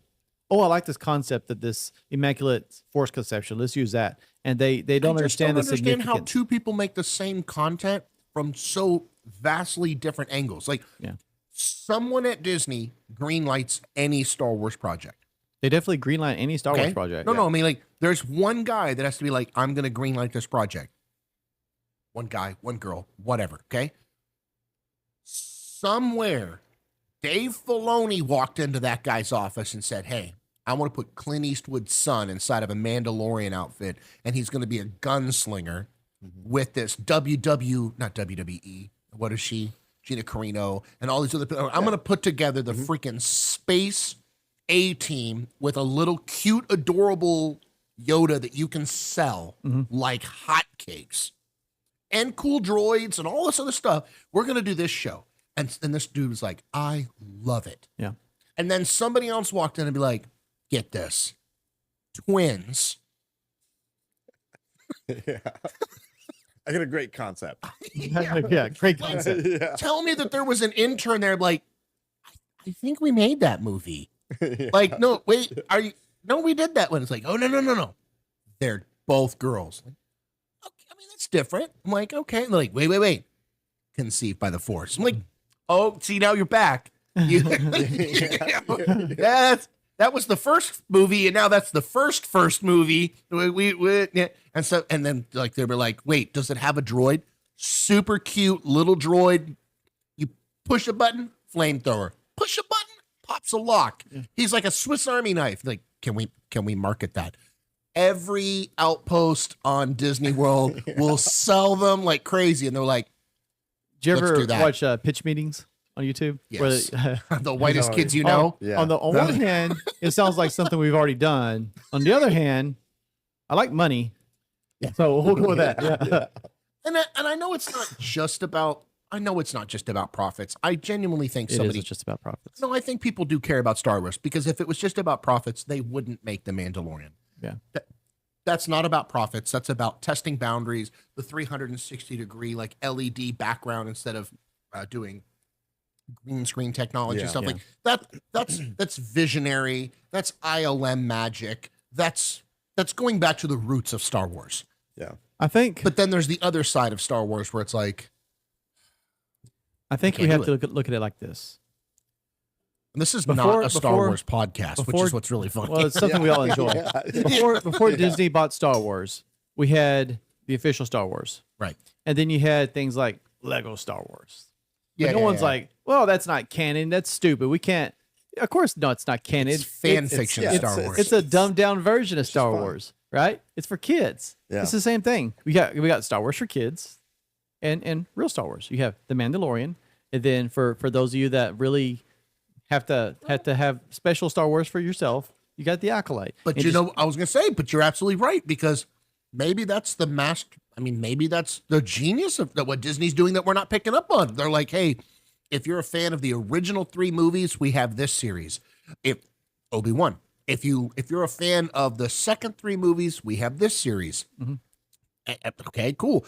Oh, if we like the Andor and Rogue One, we've got this series, which was Cassian Andor, which was amazing. Or if you're like, oh, we don't really like Star Wars, but we just want to like wow you with some new Star Wars and new characters, and we're going to take it in a different direction and be unique. I mean, it's very unique. There's nothing wrong with the Acolyte. It's not for diehard fans. Yeah. I mean, that's really what it is. It transcends. Yeah. Like, there are shows that transcend the generations. Yeah. Look, dude, I saw episode 1 when it came out. I was young enough. I loved it. Mm-hmm. Everyone else hated it. Yeah. I mean, they hated it. And I was like, why are you guys complaining? My God, I've waited my entire life to watch a Star Wars movie in theaters. Yeah. And I just got to watch it. They just had the anniversary of Return of the Jedi. Mm-hmm. Yeah. I took my wife and all my kids. We drove up to the Metroplex to go see it in theaters. Nice. I'm like, I don't know how many times I've seen it, but I'm like, I didn't get to see it in theaters. Was it like the original? 100%. I mean, it was the... Yes, it's not like they edited it, but it was it wasn't like the remastered version. No, it was the remastered. I mean, it was the remastered. Yeah, okay. Yeah. Which, I mean, you want to talk about the OG original? Right over there on that shelf behind you, down at the bottom, that is the 1988 box set I grew up with. Is that when Jabba the Hutt was still human? Yes. Nice. Yeah. Nice. But you're right. 10 years from now, 20 years from now, our kids or grandkids, they'll still be watching the original trilogy, the prequels. Maybe not Phantom Menace, but they'll be watching the prequels. Rogue One. I like the Phantom Menace. Mandalorian. They'll still be watching the good stuff. The bad, the crappy things, they'll be there, but no one's going to touch it. It's just how it's going to be. So you can complain about it. I mean, sure. And I think the reason people complain is because they feel like they're trying to take Star Wars away.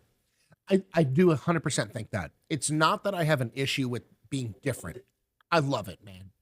It's 2024, buddy. Let your freak flag fly. I don't care. But you're right. I think that's what scares me. It's like we have so much Star Wars content that now when something bad comes out, I'm like, oh my God, is that the direction everything's going to go in? But you're right. You know what? I've never even seen all the Clone Wars. It's because I can't watch cartoons. Right. I have tried. My God, I wish I could because I want to. I'm like, oh, everybody talks about how so good it is. There's so many great characters. But I'm like, I can't get into it. Yeah. But you know what? That's for somebody. Yeah. I mean, there's a whole. My kids watch anime. I can't do it. I love them to death, but I can't get into it. Just because you don't like the Clone Wars doesn't mean that someone that does enjoy it is less of a Star Wars fan or more of a Star Wars fan than you. Yeah, that's true. No, that's very true. And like you not liking the Phantom Menace. Yeah.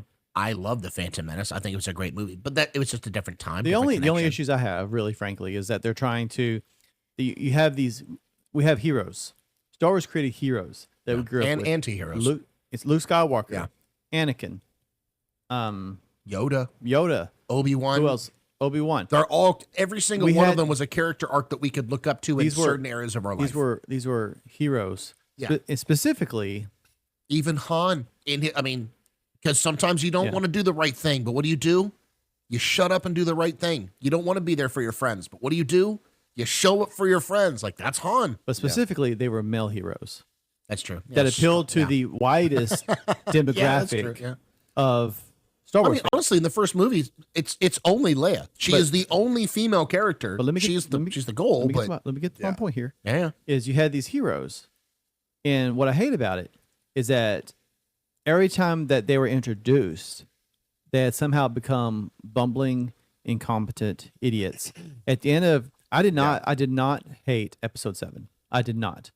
When Rey that was the first of the last trilogy. That's right. She hands him the lightsaber and he throws it over the shoulder. Well, no, because it ends with Rey meeting Luke and she hands him the lightsaber and it cuts. Yeah. I was like, man, that's awesome. Greatest ending ever. And then there's a change of directors, I believe. Oh, God. And episode 8 picks up, and as soon as it starts, throws it over his shoulder, incompetent, drinking blue milk. But you know what? That was so indicative of Star Wars at the time. It's like, hey, everything that we used to have, out the window. That's what it was. It was symbolic. It was everything symbolic. That you loved. I didn't like it in the moment, but now looking at it, I'm like, I get it. Did the same thing. Obi-Wan Kenobi made him bumbling, incompetent. It's just even in trying to make. But then you're supposed to have Alec Guinness and Yoda and Plo Koon and all these other people that are old characters. And what are they? They're not idiots. They're supposed to be these like wise, intelligent people that we just gravitate towards. Yeah. Can I tell you what I would really like to see in Star Wars? Please do. It is I think it's from a comic, and it's Darth Vader. And I don't know what comic it's from or anything like this. But he's surrounded. Probably Dark Horse. That was all. That was all the good Star Wars. He has like hundreds of soldiers surrounding him, pointing guns at him, and they're like, "Surrender! You're surrounded." Have you seen this before? No. And he says, "It's just Darth Vader being Darth Vader." He says, "The only things I'm surrounded by are fear and dead men." And then, nice. I was like, well, I mean, because he was OP. I mean, he was so awesome. You had to be scared of him. Yeah. I would love a beer. It's the blue one there.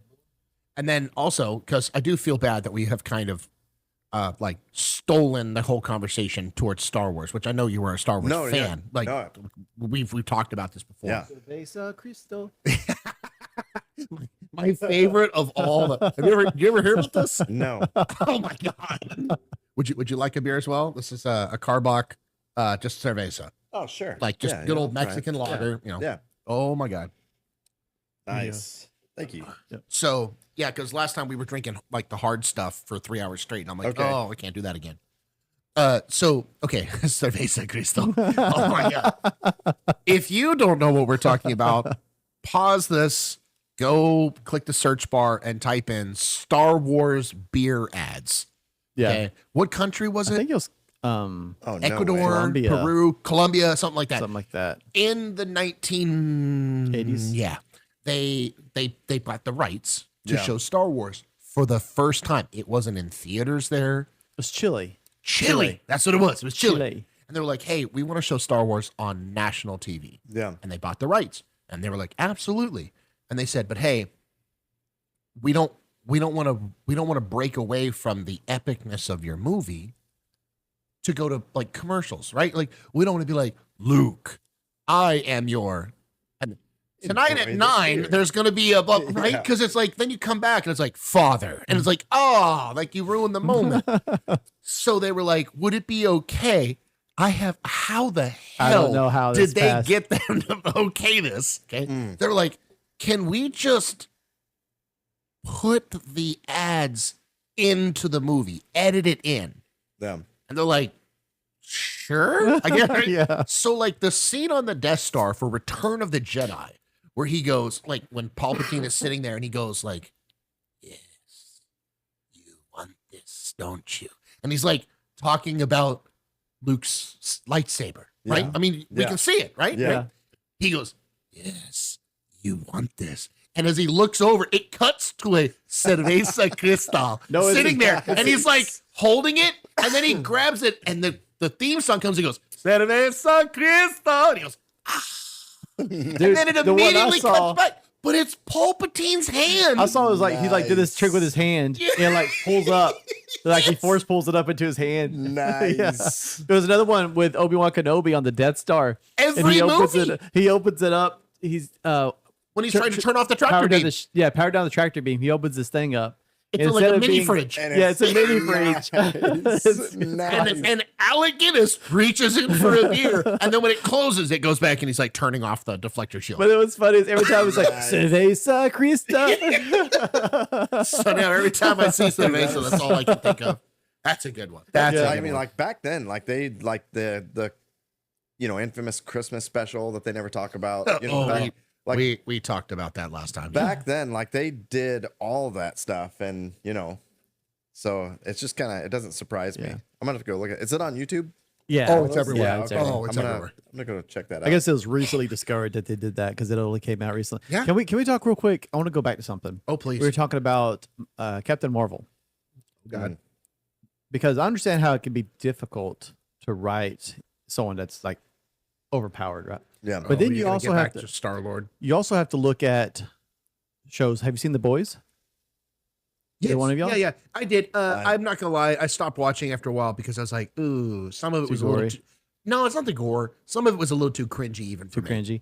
So The Boys has a Superman-like character. It's like imagine to give him the cliff notes. Yeah. Imagine if like Deadpool was a TV series on Amazon, except everybody was an a-hole. Yeah, pretty much. It's They're all not like jerks. Deadpool's a jerk, but he's Yeah. also he's an anti-hero. Yeah. No, these guys are like anti-Christ heroes. Oh, okay. Yeah. They're like the Amazon Prime versions of superheroes. But you It's- have yeah, you have a character that's basically Superman in this universe. Okay. it's a good show. And he's the main character. And he's a bad guy. Yeah. But he Homelander. doesn't Homelander. But he doesn't Homelander. like He's Captain first America, but episode Superman. he's actively in every episode. Mm-hmm. But you could say, well, why did he just fly around destroying all the like killing everybody he didn't like? Yeah. Well, because there's good plots and good reasons why he can't do that. Or he gets there too late He gets because there he's too- busy. Or he's outsmarted or something. Yeah, And- yeah, and exactly. same thing. Yeah, There's that's a another big one. Yeah. there's another good series. I know you hadn't watched it because it's animated. Invincible. It's on maybe Amazon Prime or something. Also, it's about a father and a son, both Superman-like characters. But it's very well written. And so my point is, that's why I said bad writing. Because you can include someone like Captain Marvel in your story. Right. You just have to write her intelligently. I don't dislike Captain Marvel because she's a strong female character. That's not my problem at all. Like I said, I love Kill Bill. It's the you don't like span- Kill Bill. I it's love the Kill Bill. spandex, Yeah. isn't it? No, it's that she has no personality. It's the same issue with Ray. All of a sudden, you're just powerful for no reason. Wait. What was that quote that I told you about? You want to talk about something fun to go Google later? Go on YouTube and search for George Lucas, Yeah. Princess in Pants. Okay. Oh my god. He was at a Comic-Con and he was talking about, like, that's where I get the whole story about, like, Luke is not the hero from the first movie. Yeah. This is from him in front of an audience. He goes, Luke is not the hero of the first movie. It's Princess Leia. Yeah. And he goes on to this giant rant about how Han Solo was a bumbling idiot who couldn't figure out how to pay his debts. Leia comes along, hero. Yeah. Luke Skywalker, basically the galactic version of a chicken farmer. Yeah. And what does she do? Hey, let me kiss you. Granted, it's her own brother. She doesn't know it. Yeah. Let me kiss you and show you that being the good guy will pay off in the end. Yeah. Right? And literally turns him into the hero of the galaxy, right? Yeah. Goes down through the whole list of all his characters. And then, and he doesn't say it, but of course he's bashing Rey. And he goes, if you want to make a hero, a female hero or whatever he says, he goes, you can't just make a princess and put her in pants. And I was like, ooh. Yeah. Oh, that hurts, man. Like, because everybody knew exactly what he was talking about. It was Rey. Rey was a really cool character. God bless her. The last episode is fantastic. Yeah. The third movie, I really like that, she's like, I am all the Jedi. I think that's cool. That was a neat scene. I know you and I probably differ on this. Like, I like that. I thought you were being facetious. No, I actually like that. Because it, like, that scene where then the camera pans and it's all the Force Jedi ghosts behind her, where you realize that that's the balance of the Force that they were looking for the whole time. Yeah. Was that it was lopsided towards the Jedi. You and I were talking about this. I'm like, when you're in control and hasn't been a single dude on the opposition team for a millennia, Yeah. and you're talking about there's a prophecy to bring balance to the Force. That's not going to end well for you. Yeah. There's no way that ends Yeah. well. I was watching some content about the expanded universe or legends or whatever you want to call it. And it was talking about how it went. Non-marketable profits for Yeah, Disney. That's whatever. what we call it. But so according to the expanded universe, Right. so Luke goes off to build the Jedi Academy, Right. which they kind of tried to allude to. Fantastic book series. The first one I read as a kid. Yeah. But like the The Young Hutts, Jedi Knight series was like the entire backstory to him setting it up. It's brilliant. but you had all these Yeah. crime lords that are taking over pockets of the universe. Yep. Grand And then Admiral Thrawn You series. had Thrawn, Yep. you had remnants of the Hey, they brought Imperials. him back. But the most interesting thing they said to me was you had Leia working to rebuild the Republic. And by the end of that trilogy, I mean that series of books, she accomplishes that, but she's also the chosen one, Right. who ends up bringing balance to the Force through her efforts. And I thought, wow, because that really tied back to what we're talking about. Leia was the chosen one. Leia was the one that brought balance to the Force, and she did it. Guys like Star Wars because you got glowing Well, and swords. genuinely, pew, pew, pew. she has Yeah. her son who turns back to the dark Yeah. side. She has her daughter who stays with the lights. I'm like, honestly, she legitimately brings balance to the Force. Like, she has Oh, I one thought you were of talking each. about it was either like a game or a show where these. I don't have any idea what it is, but it's two twin boys, and one's evil, one's light. I don't know what it is. First of all, the Sith are not evil, right? Okay, let's hold on. Let me rephrase this. The Sith are evil. The dark side is not evil. Okay. Now, did you never played the Fallen Jedi Knight or Jedi Order, the Fallen Order? We were talking about this, but the Kyle Kestis video game series that just came out now. Okay. So and there's a lot of lore to this, but like the original Force sensitive beings that like invented the Force and everything else, they really kind of dive into that in the Jedi Temple, right, was built in the Manasai, whatever temple that was there before, Yeah. right, which were Force sensitive beings. So if these Force sensitive people predated the Jedi Order, technically weren't they the original quote Jedis, right? Basically, the whole point of the game is that, not the point of the game, but like in the story and the lore of the game is that, okay, these people discover the Force, and there are two sides of the Force. Let's be honest. Every single story throughout history, it's yin and yang. Yeah. It's Jekyll and Hyde. I can be a nice guy. I cannot be a nice guy. The duopoly is what makes you good. But do you think that what separates the good versus the bad as far as Restraint. the dark side versus the You know, I say what it's the same thing that makes a human being good. so it's just their actions if they're good or bad. You 100%. You force choke somebody, that's bad. 100%. Because if you were using okay, force lightning. Yeah. If I'm torturing somebody for information, what's that whitest kids you know skit? Are we the baddies? Yeah. Right? Yeah. You know, it's like, are we the baddies? Yeah. Right? But at the same time, I'm like, no, if I'm about to stop a murderer, and great example. Using force lightning to Great stop example. a murderer. I mean, this is let's talk firearms in America, right? A police officer carries a firearm. Shooting someone is inherently wrong. Yeah. If a police officer shoots someone to stop a crime, is that wrong? No. I mean, in right settings, okay, Yeah. right? Like that's what we're saying. Like, just because you do the quote bad thing Yeah. for the right reason, sometimes it's the right thing. Or vice versa. See, You I can always- do the right thing for the wrong reasons, like lie to Obi-Wan Kenobi that Yeah. the Sith have been extinct for a millennia and get the dude stabbed. Yeah.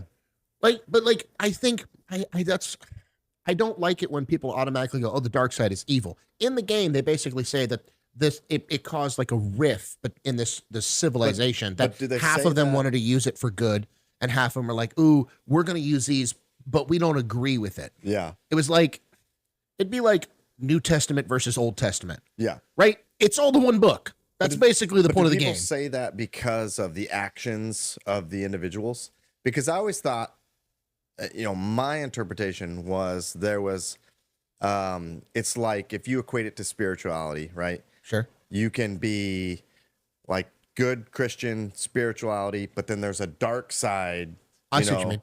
Well, Ouija board, Well, it's not okay, yeah, necessarily the actions, but there's like a good spirit and a bad spirit that you can tap into, and that's Sure. that's how I always equated.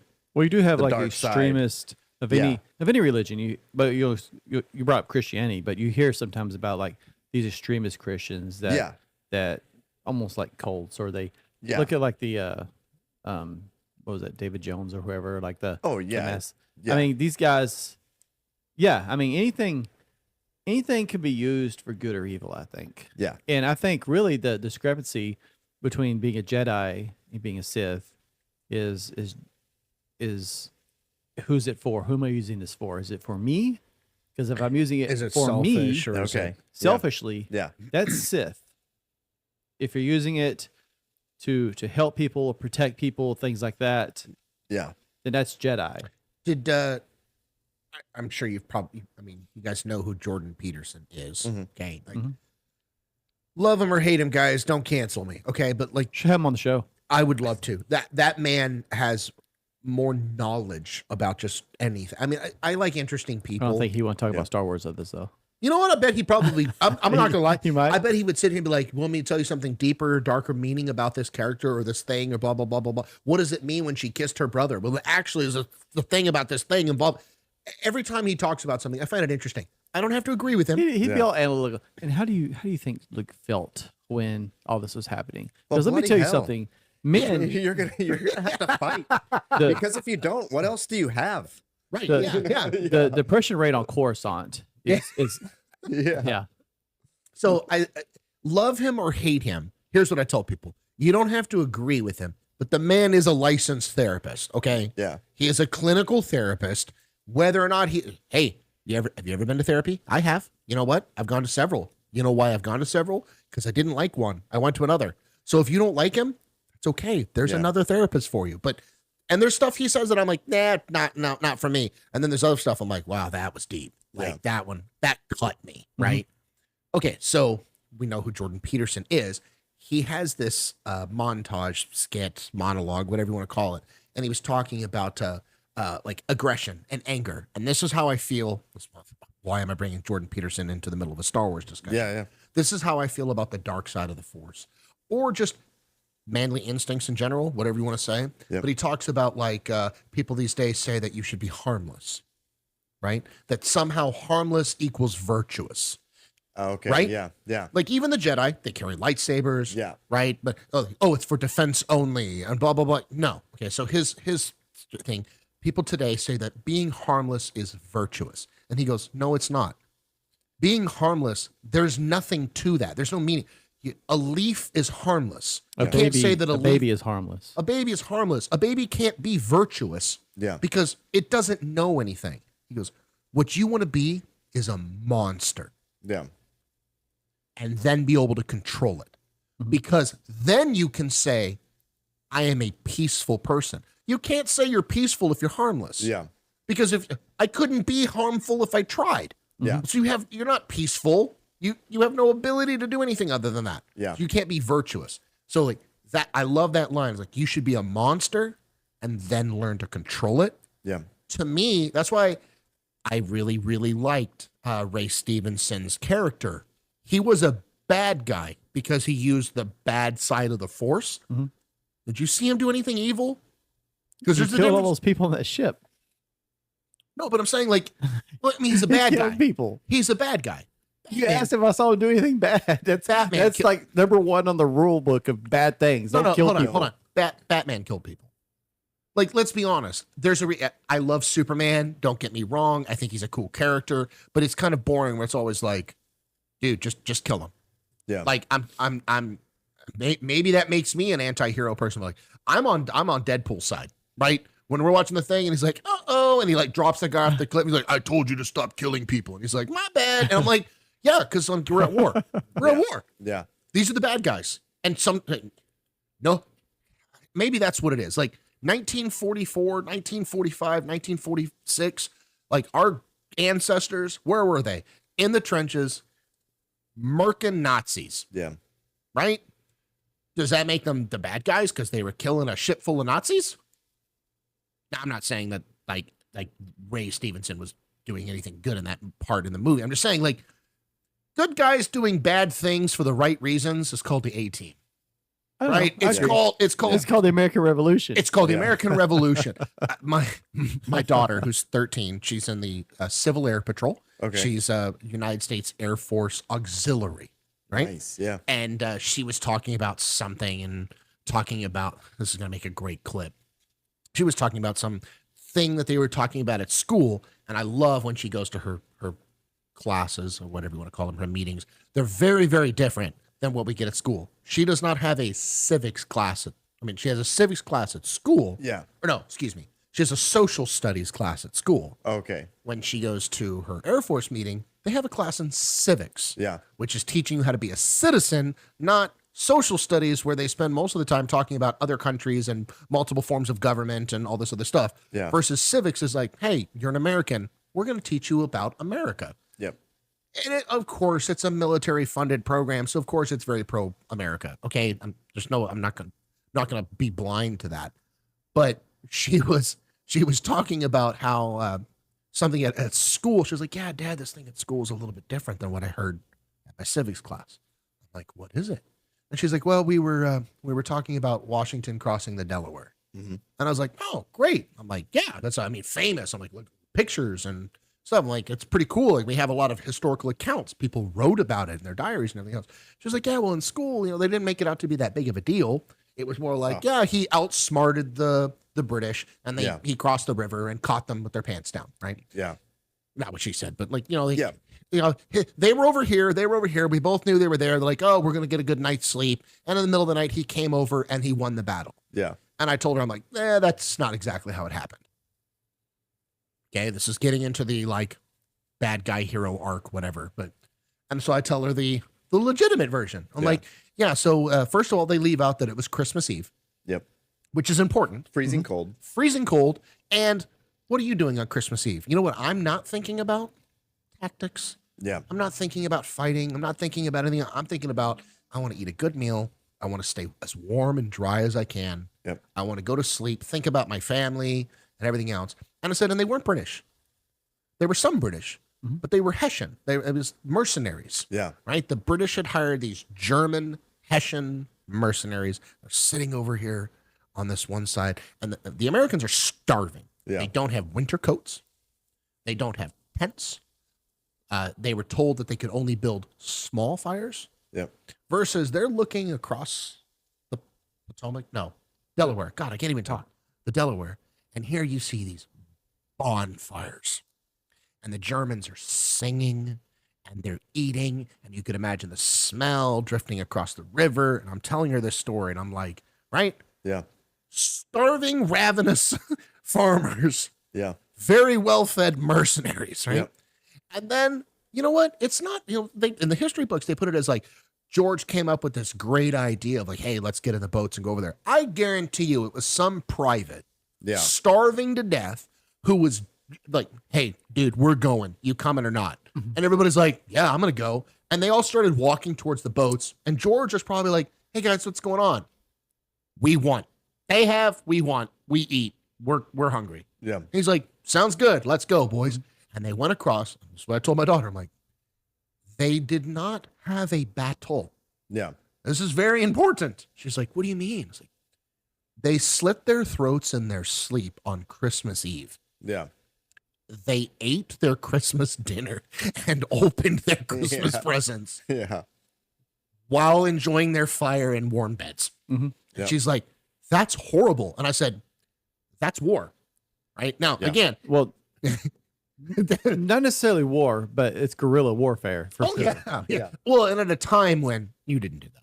Yeah, it was a time that was against the rules of war. It's still technically against the rules of war, right? It's not technically against the rules of war. I don't think that. I mean, I don't think you can slip in and Why cut their not? throats in the middle of the night. why not?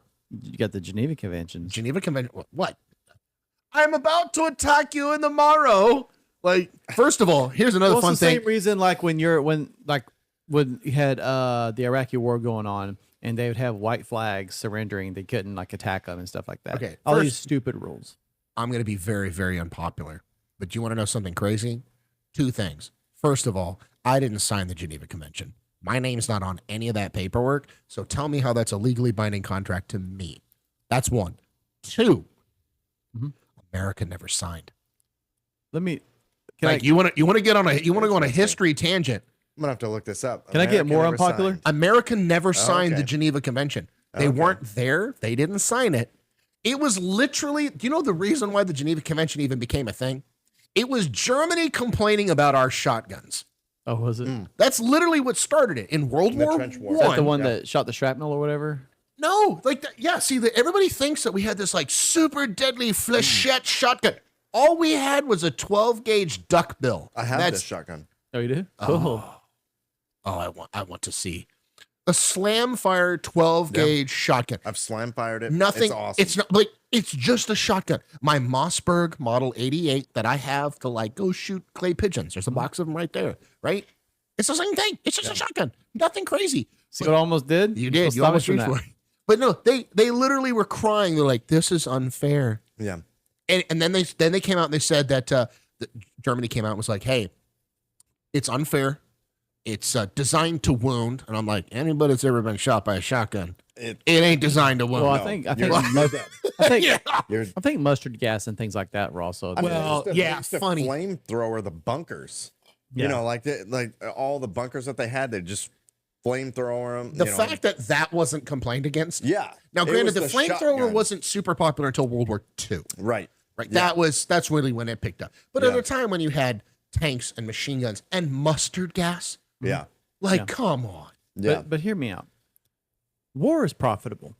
Oh yeah. Oh, And if you're telling me 100% that why we have wars today. Yeah. if the United States had no rules, I mean, Vietnam would have been over in a few days. Iraqi freedom, all this over the Middle East, been over in no time. You know. But there's we a, would there's a great story about potentially Desert withhold Storm. ourselves Well, yeah. to prolong it. Desert Storm was the last one where we really didn't have rules of engagement. 6 days. Yeah. Somebody made that comment online. They were like, the last time that, I mean, now granted, there were rules of engagement for Desert Storm. I'm not saying it was a But it turkey wasn't shoot. 20 years. Well, no, but Yeah. I'm Yeah. not saying that it wasn't just a turkey shoot. Yeah. But you had Stormin' Norman Schwarzkopf, God bless him, really cool read. Read some of his stuff. That literally said, hey, if it moves, shoot it. Yeah.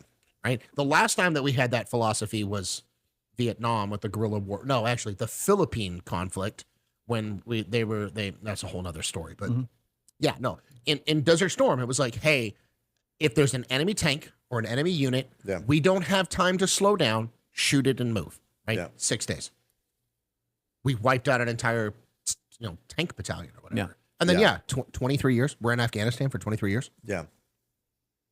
That's Exactly. crazy, man. Exactly. Yeah. And it's why crazy. are you It's- there? Because it's Because profitable. you're selling a lot of MREs for 23 years. Yeah. Yeah. How many times can we change camo in 23 years? Oh, you know what you really need? A new caliber. Why? Because that old caliber you're not allowed to shoot, it's not doing it. Yeah. You need Which you they need did millions in of dollars. Vietnam. That's when the M16 came in. Was right in Vietnam, and when it first came out, it was The non-chrome line it was barrel horrible. jammed and everything. It's Yeah. like, let's design a weapon with no intention of ever putting it in a rice paddy that would jam as soon as you put it in a rice So it makes paddy. you think, like, what really was the true objective there?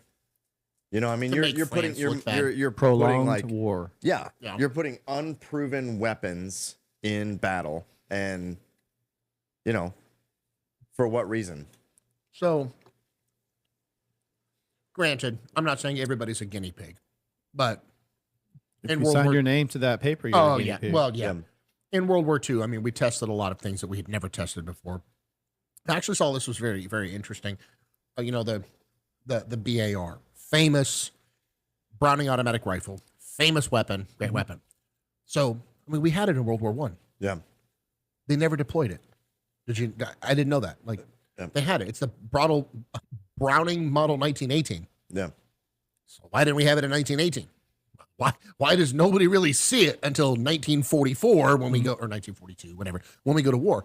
And it's because they pretty much knew World War II was a given, Yeah. and they didn't want to deploy it and then have Germany copy it. Yeah. Because we're like, this is way too good of a design. We don't want them to know about it. So they like intentionally held it back. Mhm. But there was a lot of things for World War II, like the flamethrower, like a Yeah. lot of other tactics. I think the thing that was looking back on some of the conflicts pre-Vietnam, I think Vietnam's where it changed. Yeah. Korea, I don't think so. Like the forgotten war, but like my wife and I were talking about like why do they have the, I mean, what do they say? It's 22 a day. 22 veterans commit Yeah. suicide a day. Yep. I mean that's insane. Yeah. I've never seen the data, but Yeah. I know there's a charity about it, so I'm assuming it's correct. 22 veterans commit suicide a day, and I go, how many committed suicide after World War II? I don't know, but like I would love to know that. After World War I, after Vietnam, after Korea, I'm sure people came home after seeing and doing horrible things, and they took their own life. Well, especially, I mean, Vietnam. So my dad was in Vietnam, and It wasn't the war; it was coming home. it was the Like coming that. home. And that's why whenever you meet a Vietnam vet, Yeah. you always say welcome home. Because that's the one thing that they They didn't didn't hear. receive. They came home to people spitting on them, 100%. Yeah. Baby killers, baby killer, yeah, all yeah, yeah. that kind of stuff. All the Yeah. terrible things that they were called. But Yeah, I watched like- a video, and it was I think it was World War II. It was a veteran, and I was pretty sure it was World War II. He was in Germany, and he had never talked about anything he did until this interview. Yep. And then he broke down, like he just lost it. That's what that generation did. they just They buried it. they Bottled it buried up. it. Never even thought about it. They totally just sanctioned that part. It's probably not the right word, but they just removed that part. They Compartmentalized. compartmentalized that. Because that's and what you do never as touched it's it. not that's what you do as a man. That's what you do as a soldier. Yeah. And they You know what never you touched don't it. think about when you're in the trenches crawling with Your machine family. gun fire? Yeah. You don't think about home, or you will never get home. Yeah. yeah, I mean, that's what they. Hey, You I got- mean, I never went. Look, I never went to combat. Okay, I did my 5 years. I never left Texas. Mm-hmm. I basically babysat a chaplain. yeah. And I walked around and I passed out water and I checked on blisters. Yeah. In no way, shape, or form am I over here like, well, I was a soldier. No, I had a great time. Thank you for paying your taxes. I had a good time. Well, I failed the piss test at MEPS, so Oh, really? What do you mean you couldn't pee? You couldn't be. That was that stream isn't clear enough. Go home. Oh my god. You're like it was California. What do you say?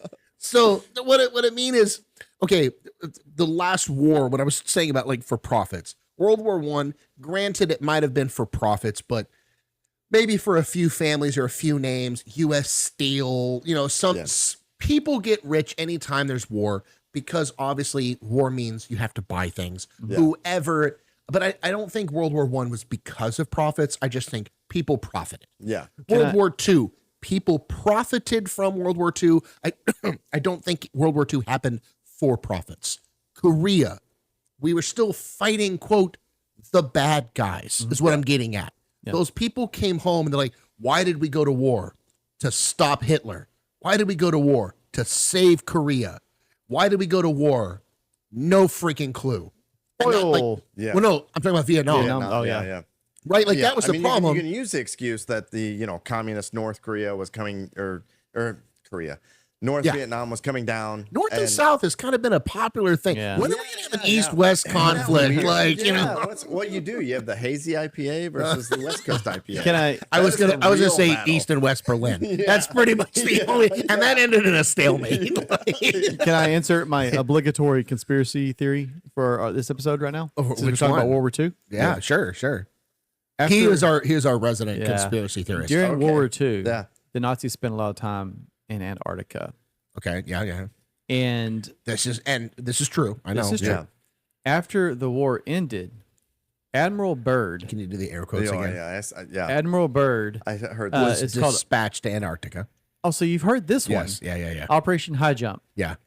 And they mysteriously, it was supposed to be a very prolonged campaign, and they came back after a very short time, minus one of their ships. Yeah. And Talking about the Nazi base that's supposed to be in the Antarctica. witnesses claimed that they saw what we would today call UFOs Yeah. Right. that attacked their ships because they got too close. Well, I was really excited because I thought this was going to be something you never heard of. But that's all tied into the conspiracy of like why you can't go to Antarctica today. Yes. Right. I mean, Yeah, you can go No, to you can't. Antarctica. No, you can't. On No, a you can't. cruise.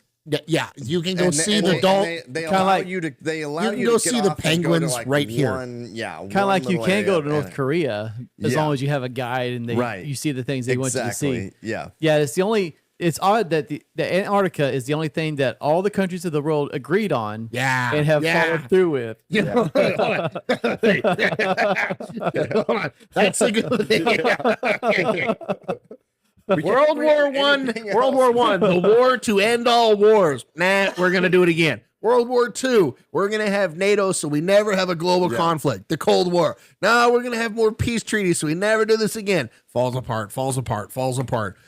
We should just agree that this little patch of ice, which has absolutely no value other than scientific research, should just be shared equally.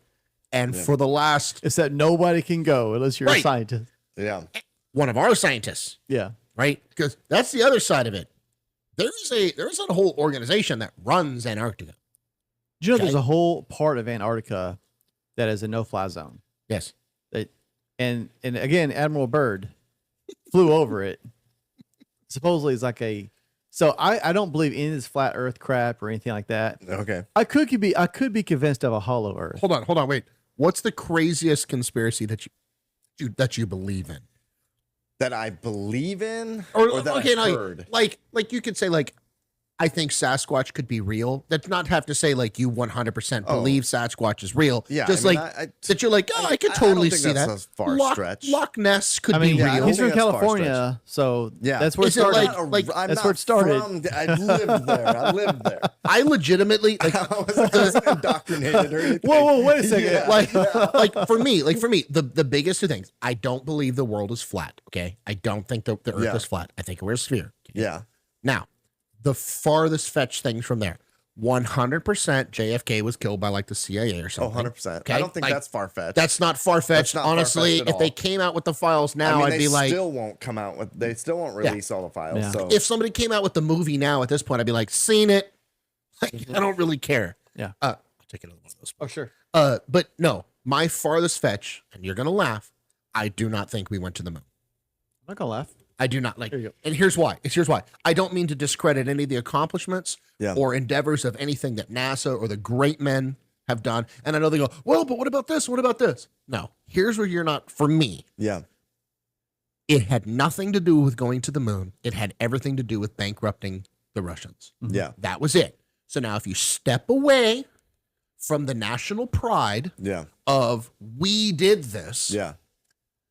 How far away is the moon? You're sciencey. I couldn't dude. tell you. It's 200,000 miles? it's pretty far. Yeah. I think 260? like 400,000 or something. 400,000? Okay, right. It's Okay. like a 4 or 5 day trip Right. to get there. Right. Okay. We've never gone farther than 200 miles from Earth since then. Why? There's Now, a we've sent- radiation belt. We've sent, okay. We've sent probes. We've sent all this other cool stuff. Do I think we have a rover on Mars? Maybe. At this point, I don't even know, dude. Yeah. Every time I see There's some places in Canada that look pretty, an awful lot like Mars, right? Okay, so like all this stuff, Isn't like that okay, Utah? yeah. but I go with it's not that I think that the government faked it to lie to us. Bay of Tonkin didn't happen. All of these other like war starting events that we then found out later was like, yeah, it's propaganda. Mhm. Look, is there bad propaganda? 100%. Is there Oh, yeah. good propaganda? Sure. Andy Warhol, the artist, completely created for no other reason than to make the Russians look bad and spend money. That's it. Have you ever watched that stuff on that? No. That the CIA literally funded modern art for no other reason than it drove the Russians crazy because they had hyper realistic, like, paint. Like their artists were some of the best in the world, and they're like, who is buying this crap? And then Yeah. I mean, now granted, I think modern art's kind of cool to a degree. You duct tape a banana to the wall, you've lost me. Yeah. I can't do it. I'm like, I don't. You can't call that art. Banksy, I think that's kind of cool. Let's make this really cool painting. We're gonna put it in a frame, and as soon as the guy says sold, it shreds. Yeah. I think that's kind of cool. Yeah. I wouldn't buy it, but okay, neat, right? To each their own. Yeah. But basically, the CIA, and this isn't like a harebrained conspiracy theory because now everything's come out and it's been confirmed. The CIA funded modern art because the Russians couldn't figure out why we were all so attached to it. They also funded jazz, in case you didn't know. Why did jazz sweep the nation, and why was it such a thing? They were being paid to love it. And as a consumer, when you're marketed something, you buy it. Yeah. Why is Kellogg's Frosted Flakes the greatest cereal in the world from Dr. Kellogg, who literally was one of the weirdest doctors of history? You go research him, and that's a trip and a half. Yeah. But Can I sidetrack you real quick? oh, please, that's what the whole point of this podcast is. Everything with a mascot is bad for you. I gotta get the. Um, Oh, that was nice. Ooh, that was. I was thinking about this today. Like everything with a mascot has a mascot because it has to be sold to you. Oh, Why does it have to be sold to you? marketed. Because it's Marketed marketed to you. Yeah. Because it's Yeah. bad for you. Oh, I see what you. Oh. Frosted Flakes looks like a bowl you- of sawdust. So- So what child would want to eat that? Are you trying to say that Captain America is the mascot because America is bad for you? Wow. I will not comment on that. Wow.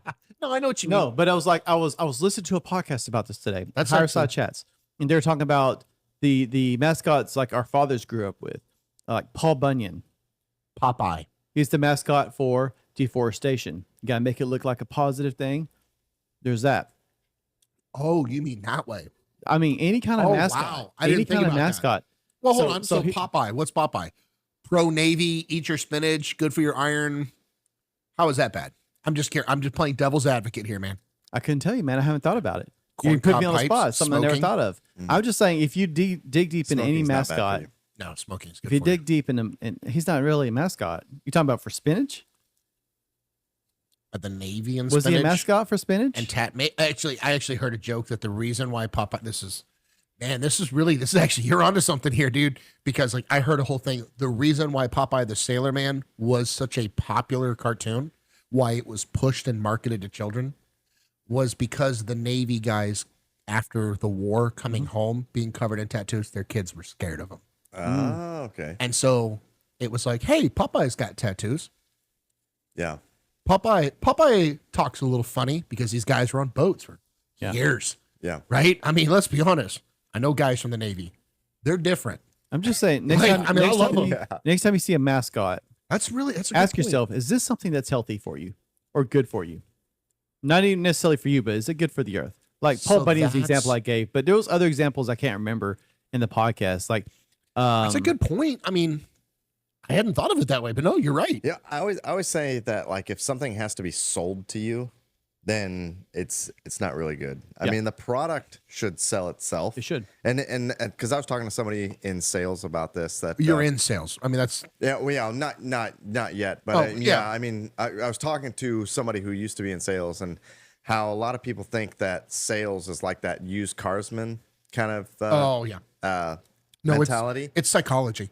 But it really, you don't have to sell anything. If the product is good, all you have to do is really just say, you know, what are your needs, and this Yeah. is how this can meet those needs. If it doesn't, great. If it does, then we got a thing. Just like Carbach Brewing, Cerveza Especial. Yeah. But on the other hand, if you're sitting before several children, it's like, here, children, enjoy these processed flakes of corn and tell me what you think about it. I mean, Matt, instead of having like a tiger be like, here, kids, eat this, they're great, and give it to the kids, which one do you think they're going to go for? Well, and it's funny because like with Kellogg's, like they screwed up recently because they were talking about the rising cost of everything. Did you see this? No. Oh, the rising cost of everything. It's getting. I mean, look, I've got 4 kids. You have 3 kids. Yep. 3 kids. You have 3 kids. 3 kids. All right, that's a lot of kids, right? Just at this table, it's expensive, right? Going to the grocery store, I can't buy my wife and I dinner ingredients for less than $50. Yeah. I mean, that's just like chicken, some veggies. Aldi and makes some you feel like a sauces. king. It does. Seriously, It's still yeah. less and less every time you go. Yeah. seriously. So I'm like, okay, cool. You know, I got a great Aldi store in a minute to remind me. Yeah. So I'm like, everything's expensive. So Kellogg's came out with a new commercial. How to help during this difficult times. Cereal for dinner, or cereal not just for breakfast. Right? Yeah. And bro, That's talk like about backfire. that's dude. like a Mad Men commercial. Well, okay. God, I love Mad Men. It's such a Like great the show show. itself is terrible. It's extremely misogynistic. That's how it's it the was. 1960s. Oh, I know. My wife, like I was watching it. Don't you wish that you could go and live in that era just for the moment? I can't. No, not gonna leave now. No, I'll tell you. My wife, like, I would be watching that show, and she'd come in and she'd like, "Why are you watching this?" And I'm like, "Because I want you to meet me at the door with a martini." And she'd be like, she'd like start reaching for the chancla, and I'm like, "I'm joking. Like, but I told her, I'm like, I Don like Draper would watch. shake his head at you. So disappointed. I like watching that show because of the marketing side of it. Like, Yeah. like I said, I think it's a lot of psychology. There's Yeah, a lot of psychology that goes into it. I worked as a car salesman for a long time. In case you didn't know, I'm decent at sales. I Yeah. enjoy that side of it. I actually got out of car sales because I was really good at selling stuff, but my boss couldn't figure out how I was doing it without screwing people over. Oh. Right? And he was like, no, Yeah. and I don't know. And I shouldn't say like he wanted me to screw him over.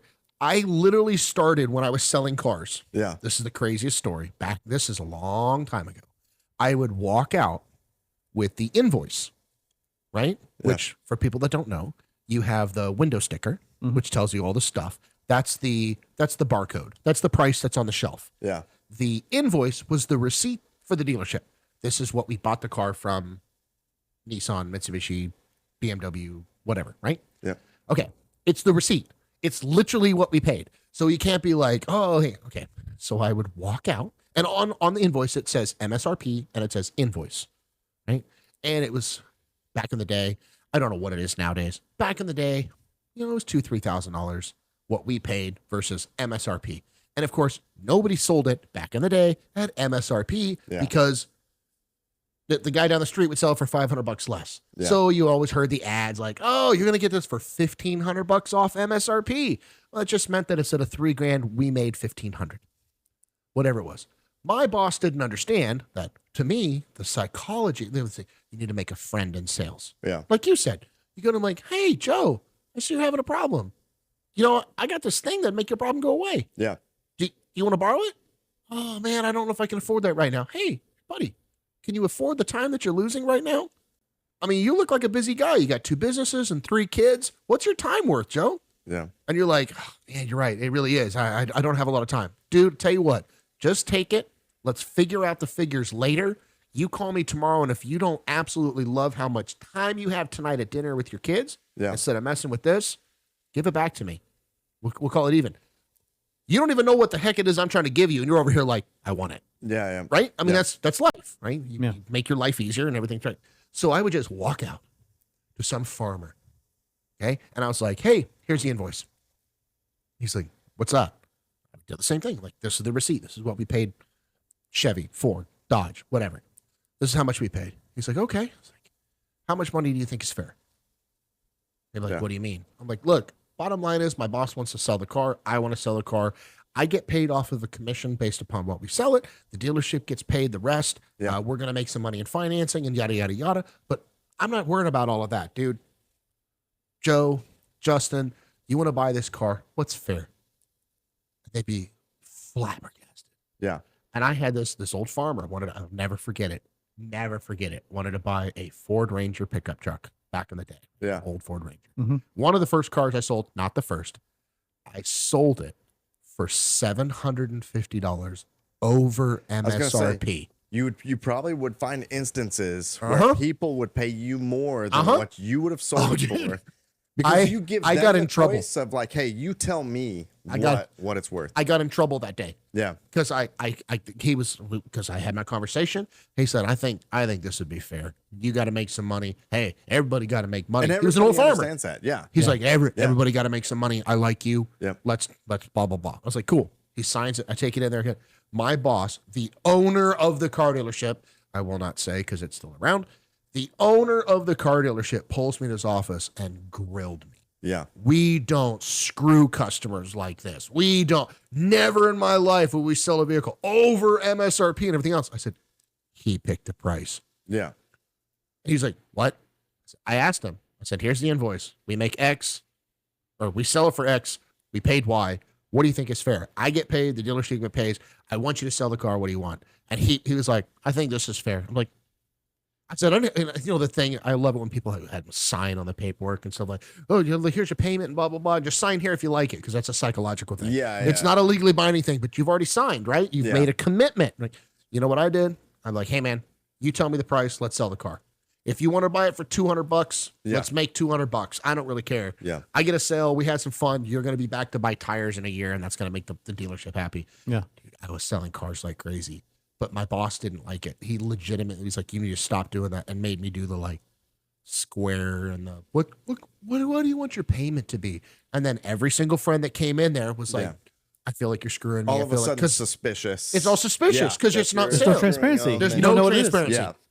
And so like you were talking about, like when it comes to the sales side, if you can just answer the problem, oh my God. I genuinely like, I loved sales except for like I had a family and it was like so up and down. Yeah. It's like bartending, right? Let's go back to this. Yeah. I love it. I love it. Justin, for people that don't know, Joe has a fantastic little place in town, sells some cigars, some bourbon, some beer. It's wonderful. We live in a very small town. We don't have a lot of options.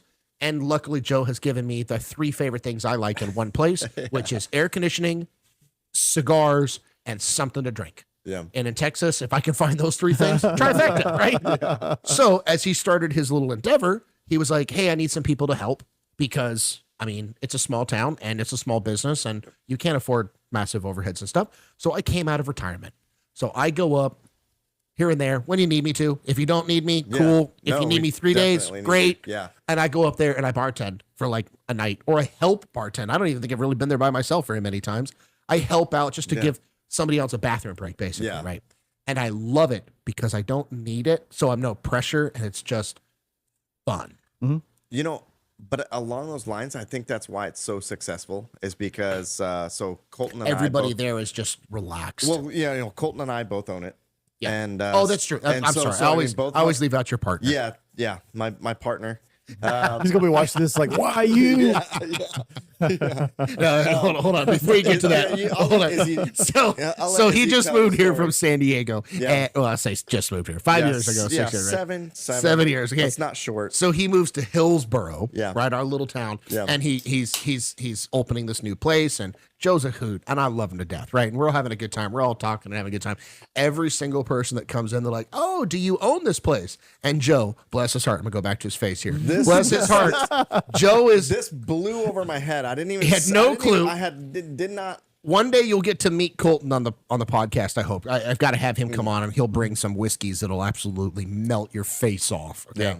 Anyways, so how tall is Colton? Oh, geez, 6'6", he's like 6'7". Yeah, I the mean, he's Jolly big. Green Giant. He's a Jolly Green Giant, has Yeah. a huge beard like mine, and he is always wearing cowboy boots. So however tall he is, he's even taller. Yeah. And Joe, normal height, whatever. Yeah, Okay, 5'8". 5'8", 5'10", right? Okay, whatever, because you got shoes on. Yeah. So there's a huge difference with the two of them standing side by side, and so Joe always says, "Yeah, this is it's actually me and my partner, Yeah, but Colton's place." But it was during the eclipse. Yeah. It was during the eclipse. So there's That's like when 2,000 people became- downtown. That's when it became apparent. Yes. Yeah. Every other person be like, "Oh, is this your place?" And Joe's like, "No, it's me and my partners." And after about the 5th time, I'm like, "Hey, Joe, Because this dude, lady, I don't care, man. I'm just letting you know This lady that was visiting, she just that got does not done- mean what you think that means here." So she was wrapped up in a conversation Business with partner. Izzy, right? And then we were sitting outside on the sidewalk, and she just got done talking to Izzy, like telling him the story about her son and his partner were, I think, were they in the military or something? They'd moved In off San somewhere. Francisco. Yeah, they and so She's like, "Oh, that's so sweet. wasn't- My I son and wasn't- his partner Yeah, own I a wasn't place in paying San attention to the Francisco." conversation, and then so all of a sudden I just said, yeah, thank you for liking the place. Me and my partner, we opened this up, and she goes, "Oh, good on you guys. Good for you." Which hold on, we Good have to for put you. this, Like, no problem whatsoever. Yeah. It's just that it's really awkward when people think that Yeah. you and your partner open a place, and then 5 minutes later, each of your wife and kids walk in. It's like, do they know? this is my partner's partner. Yeah, good for you. So good for you. It was one of those like, bless your heart. This is my second family. Yeah. And so from then on, for like 2 or 3 days, he'd be like, "This is my partner," and I'd be like, "Business." Business partner. Oh, it's good times. Yeah, it was good times. So, yeah. I was like, "Dude, it's totally up to you." Like, it does not mean what you think it means now. Yeah. No, it's funny, and every time that happens, I always tell Colton, they look at both of us and they know you're the bitch. Yeah.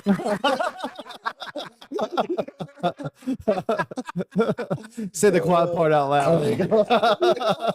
And Joe was saying, he's like, one of these days, obviously right now we're not 100% mobile with the podcast, but Yeah. he's like, one of these days, he's like, you guys have to come to the lounge. Yeah. Which, I don't think I actually put that. So it's a cigar lounge Yes. and Yeah. bourbon and beer and all that. It's a drinking establishment that has a fantastic selection of cigars, Yeah. which I do abide and I like. But he was like, "Yeah, we got to come up there one day. Got some leather couches and stuff. Oh, cool. And we could totally film an episode there, Yeah. have a cigar, Yeah. and all that good stuff." Which is coincidentally, this is another fun thing because I do want to pick your brain a little bit about cigars. Should we pause for a Sure. second before we do that? Yeah. Can we name the lounge? Yeah. Oh, It's, yeah. So it's Ember Cigar Co. We'll put a splash down here yeah. or something in post. Yeah, I don't know. there we go. Hillsboro, Texas. We've started off as a cigar and bourbon, and we just added draft beer. So we're getting the whole draft Nice. system online. And 32 draft. mead. Yeah. Yeah. That's So- my Were answer. you on Facebook? Yeah, we're on Facebook.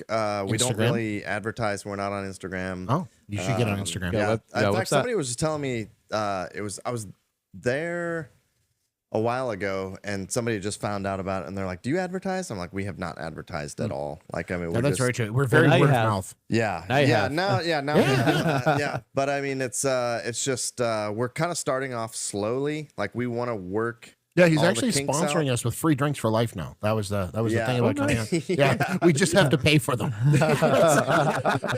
No, you get a discount. I do get a discount. There's not a discount code. It's called I show up sometimes and give him money, and in exchange, I get a discount on the next thing. You pay me money, I give you a discount. My wife still hasn't figured that out. I have because that's the thing. Like with the lounge, there's like a membership thing, which is really cool. I don't know if anybody online like goes to cigar lounges or whatever, but Joe's cool thing is that there's like a bronze, a silver, and a gold membership. Right? It's kind of like a gym, but for men. And basically, you for like $25 a month. This is the cool thing, and I'm gonna toot my horn on you for a minute because a couple of years ago, a bunch of us in town. This is post-COVID. There's everybody's been a shut-in. Nobody really has any connections. I do kind of feel like community died, Oh yeah. right? For a Yeah. lot of people, Justin and I have talked about this a lot. Yeah. People were looking for something post-COVID, Yep. and there wasn't a lot out there. Yeah. I think some people looked towards, fraternal organizations or charity organizations and all this kind of stuff. Anyways, well, my favorite place in Hillsboro was right where your location Skip. is now. Skips. Yeah. oh yeah, Yeah, oh yeah, yeah, flat 100%. Yeah. And why did it close? Same reason. Yeah. COVID. I mean, Yeah. it couldn't sustain it, and that's COVID crushed a lot of businesses, but in small rural towns, like it really hurt little people. Yeah. Because I mean, you guys operate on small profit margins anyway. Anybody with a small business knows that. Okay. Yeah.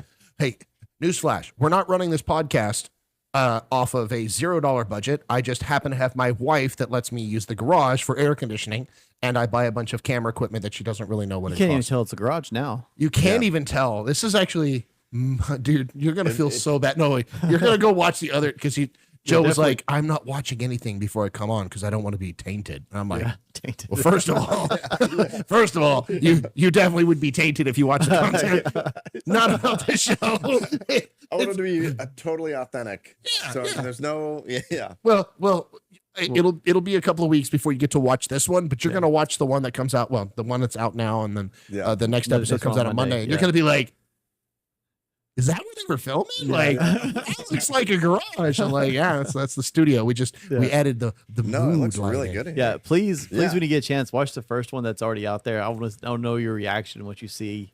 It does. It changed. I mean, a it's lot. come a long way because Yeah. the lighting was weird on me at the very Oh, beginning. It was like a yeah. strobe light in the background, and you Yeah, got- well, yeah, that was which I my didn't fault. complain. I didn't think it was bad. I thought it just kind of added to the character. But now as you've done this, I'm like, oh, that does look way better. And I can change all of this. Like I can push a button. Like if we were starting to talk about the Sith, I can make Yeah. all of that go red Oh, nice. if you don't like Oh, the blue nice. background. But I The kind of felt, accent lighting. yeah. Yeah, And yeah. I still want to Yeah. do some more stuff with it. I mean, look, guys, it's a podcast in the garage. Like the whole point of this is it's what do guys do for fun? Yeah. We sit around in a garage. We have pinwheels, which I made.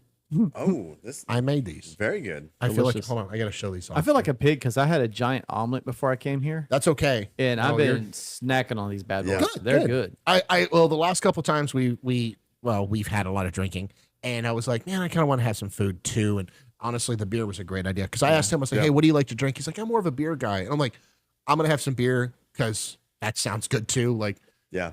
it's been so hot, but yeah. So the small town lounge, Yeah. I was getting at, Yeah, yeah. with the beer and cigars and everything else. Hillsboro, Texas, right off 35. Hillsboro, Texas, right off of 35. Yeah. Come check us out. Let Joe know you're coming, and we'll come down and have a cigar with you. Like it's a lot of fun. I did not know much about cigars. I knew that this is what I was getting at. Like, that's why I asked if you're like an aficionado or Yeah. you like cigars. Yeah. That's, And- you're and- always learning. Yeah. I just don't think there's that that you should ever. You've know. never come across as arrogant, and I think that is what's made you very, very successful in a small town with cigars. I just I mean everybody. You're always learning. Everybody. Cigars regardless come of how across long as you've been very, there. very pretentious. Yeah. Like, And it shouldn't be. It shouldn't be. It shouldn't be. I thought they were very, very out of my reach, and I've had some good experiences. Yeah. I told you there was a little place in Dallas that I went to. Yeah. Or no, Fort Worth, called Silverleaf. Uh-huh. Very expensive establishment, very expensive real estate. Yep. And I walked in there. I was a meager little firefighter at the time with my like $20 Yeah. that I wanted to buy a cigar. That dude who was in a tux Yeah.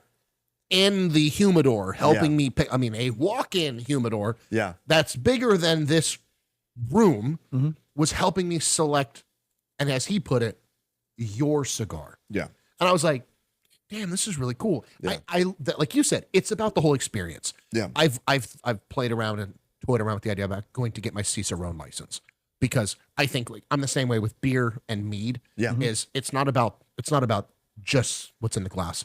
Yeah. It's about who's across the table. Like Yeah. that really is a big impact. Yeah. Yeah. And the stories and back in the day when I did my beer schools at the old little place in town, and I had a lot of fun teaching people about it because craft beer is kind of that way sometimes, Yep. where it's very elitist, and it Yeah. shouldn't be. It shouldn't be. Beer started as the drink of the people. Yeah. I mean, it like that's where we started tonight, kind of making a full circle, but that's where we started. Is like the whole point to distillation or brewing or anything else was how do we take this thing that's probably going to kill us when we drink it, water? How do we make sure that we can add some calories and stuff to it so that we don't die of starvation? Yeah.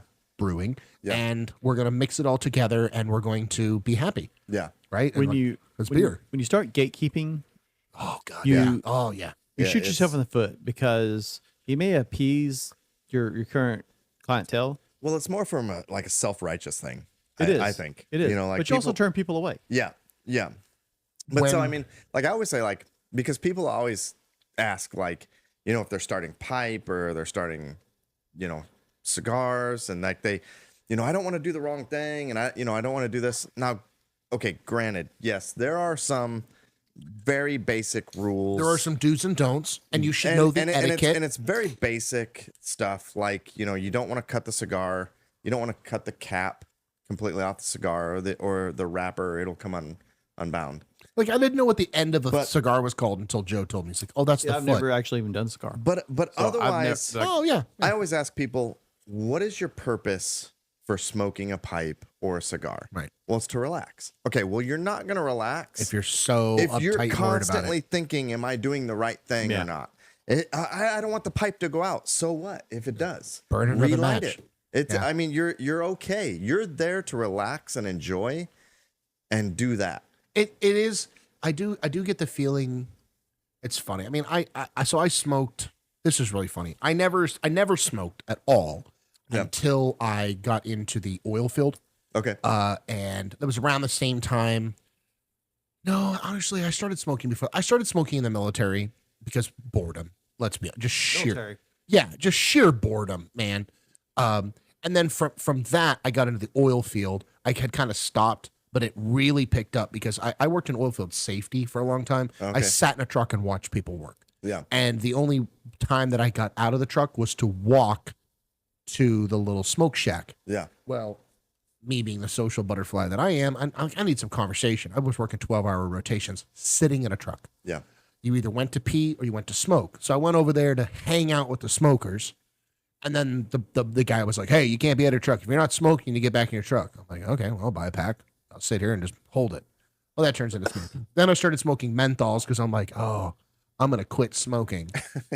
So I'm gonna smoke menthols because I didn't like menthols. Yeah. So I'm like, I'm gonna start smoking menthols because I don't like them. I'll smoke less. Should have bought those cloves in if you want to stop. Then you figure out that menthols are really smooth, and once you get used to the taste, you smoke twice as many menthols. Yeah. So I started smoking. So I went from Camel Blues, right, which is about as close to Marlboro Reds as you can get Yeah. for people that don't Yeah. smoke.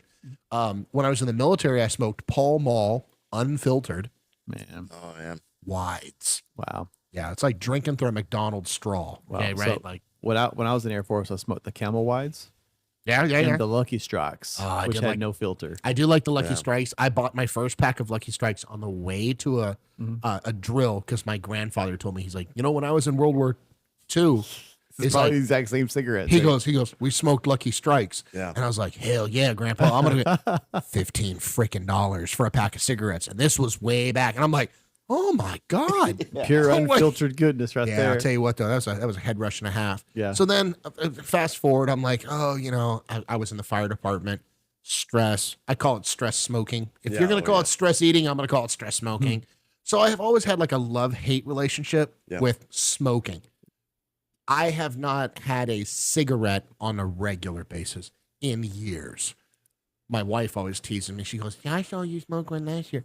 If I'm around a group and we're drinking, Sure, and it's yeah. 4th of July weekend, and I'm like, "Oh, I don't have a cigar or whatever," and it's like 2:00 in the morning, I'll be like, "Hey, let me bum one." Yeah. I don't think of that as I'm a cigarette smoker anymore. Yeah. Anyways, my Well, wife I digresses. but think most cigar and pipe smokers don't consider themselves smokers Smokers? at all. that's an Yeah, interesting. I mean, when I you, don't. when you, I when you go to disagree, the- but when I you go get to the it. doctor and they say, "Do you smoke?" I always say no.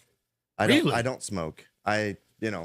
Because cigars are so much different than Well, that is true because you cigarettes. don't inhale. Right. That's what I was going to ask. Yeah. Do not You inhale it do like a not cigarette. inhale. Oh, it's Yeah. actually really fun. If there's somebody you don't like, I will recommend this cigar. I will buy the cigars and just tell them, get it in there nice and deep, boy. Like, oh, dude, they turn colors. Oh, Well, yeah. so They like did 'em. the thing about so a cigarette, to put this into perspective about nicotine, because let's be honest, the reason why you smoke anything, pipe, cigars, or cigarettes, Yeah. it is for the nicotine. Yeah. That's why you do it. It is, and I will go to my grave with this. nicotine is the greatest drug we have ever invented. Yeah. Okay. Especially if you have ADD. And that's why. Okay. People love to harp, oh, nicotine is bad for you. It's addictive. Okay, cool. Stop drinking coffee for a week. Yeah. And they're like, Sugar. Well, why? Caffeine. Yeah. I'm like, I mean, hey, anything. Caffeine, sugar. nicotine, caffeine. There's a reason why it ends in the same little ending there. And sugar. Oh my God, don't get people started on that. Yeah. Hell, my wife would freak out if I told her no coffee for. If I said I would give you $100 if you don't have coffee for a week, you know what she'd say? Not worth it. Yeah. And I agree 100%. But like, we don't think of those as drugs, but we give those to our kids like it's candy, literally. Yep. We'll hand them a Coca-Cola, which has more sugar and caffeine than anything else in the world without thinking about it. But if you handed your kid a Red Bull, you'd be like, ooh, that's a bit much. Yeah. Is it though? Is it? Well, no, but I'm saying like you're giving them 5 Cokes a day. Yeah. Yeah. All of a sudden 5 Cokes at once and it's a problem. But so that's when my wife and I go back and forth. I grew up drinking Surge, dude. Nothing really bothers me. Jolt. No. Jolt. Dude, I'm Surge. telling you, this right here has absolutely saved my life. I'm telling you. Are you getting paid to promote that? or something? No, I'm not. Like, and these are He's just probably trying to keep it around. no. These are probably going to be banned. I absolutely love these. I take these with I took this with me on my cruise. I take them with me when we're on a driving trip, right? Because and again, I'm not such a smoker. It's like, oh my God, I really want a cigarette. I really want to. It's not like that. Yeah. Like you hit the nail on the head. It's about relaxing. Yeah. Now, you could say somebody's an alcoholic because they have a drink at 5 o'clock. Okay, sure. I also could say, no, I just want to relax at 5 o'clock. Yeah. Right? I could say the same thing. Same thing like people on their quote lunch break. They want to step outside and have a cigarette. Yeah. It's the same thing. It's like, what do you want to do? I don't want to think about this for the next few minutes. Cigars takes that to another level for me because it's also about the environment. Mm-hmm. I never really liked cigars because we've talked about this. Like, where am I going to enjoy it? Yeah. Okay, I'm not going to smoke it in the house. My wife will kill me. Yeah. I'm not going to enjoy smoking it outside because I'm in Texas and it's 100 degrees. You get 2 days a year Literally. to enjoy it. Now, well, I get more than that because I love the cold weather. So, February and January, Joe, you're not going to see me at the lounge. Bugs outside. I'll be in the backyard with my mead horn and my Viking Hiff helmet over here.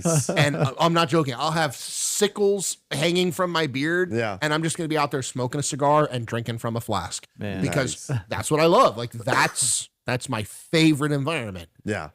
But the rest, like you said, the rest of the time, it's like, oh, I don't really have it. And the other side of it is you are kind of shunned in any smoking environment. But I feel like pipe smokers and cigar smokers kind of get shoved in with smokers. Yeah. And what's funny is I can't stand the smell of cigarettes anymore. Yeah. No, they stink. They stink. If I bum one, I have to go wash my hands. Yeah. Because like I'll go to take a drink of my beer and I can smell it on my hand like, oh, that's so gross. Yeah. Give me a good, like a nice room with several bookcases and like the smell of pipe tobacco. Yeah. You I was need, gonna say, you need to come to usually the, you need to come to the lounge. pipe is like you could be smoking a pipe outside. It reminds me of somebody- everyone's favorite grandpa. Exactly. Gandalf? That's what you. No, I'm just telling you, like, you if you've hear ever that watched all a the time. Hallmark movie with the like grandpa that everybody loved, Yeah. like it's and obviously you couldn't smell the person in the movie. Yeah. But when It you has smell pipe tobacco, such a good But smell. so It many does. people have told me that I'll be smoking a pipe out, at the park or My whatever. wife will not tell you they'll that. say the exact same.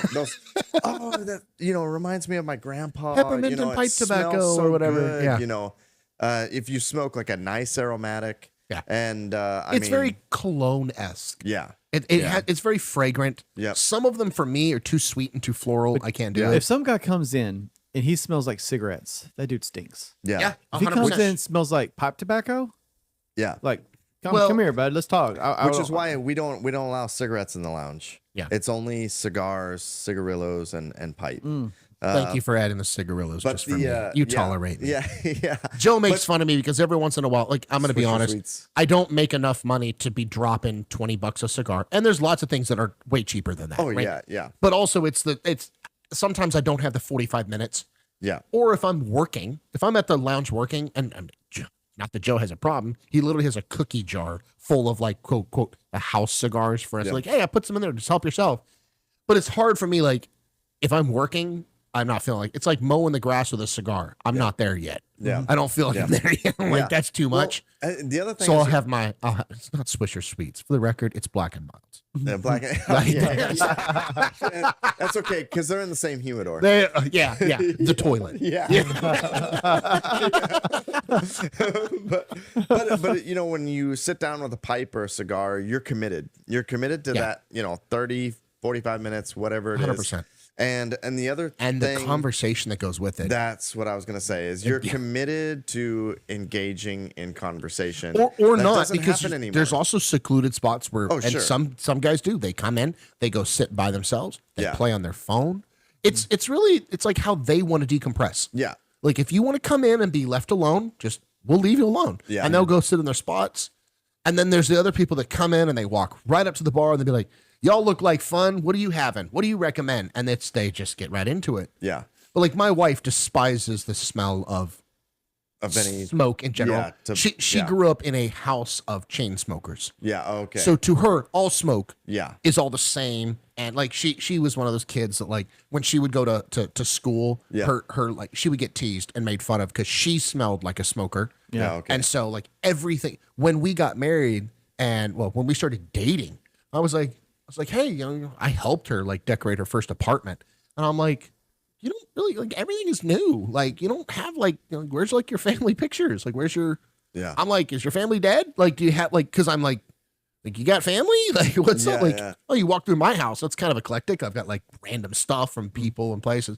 She's like, no, I like all of that is in storage. It's all trash. I'm never going to have it. Yeah. Like all of her like Christmas ornaments and everything. It's yellow. It's stained. It smells.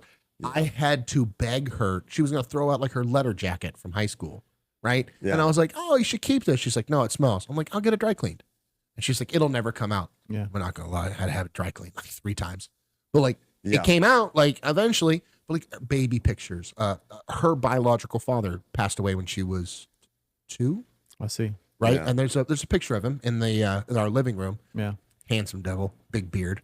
But what in cigars and pipes? Yellow things also? Well, they will. They will, especially because the smoke is very heavy.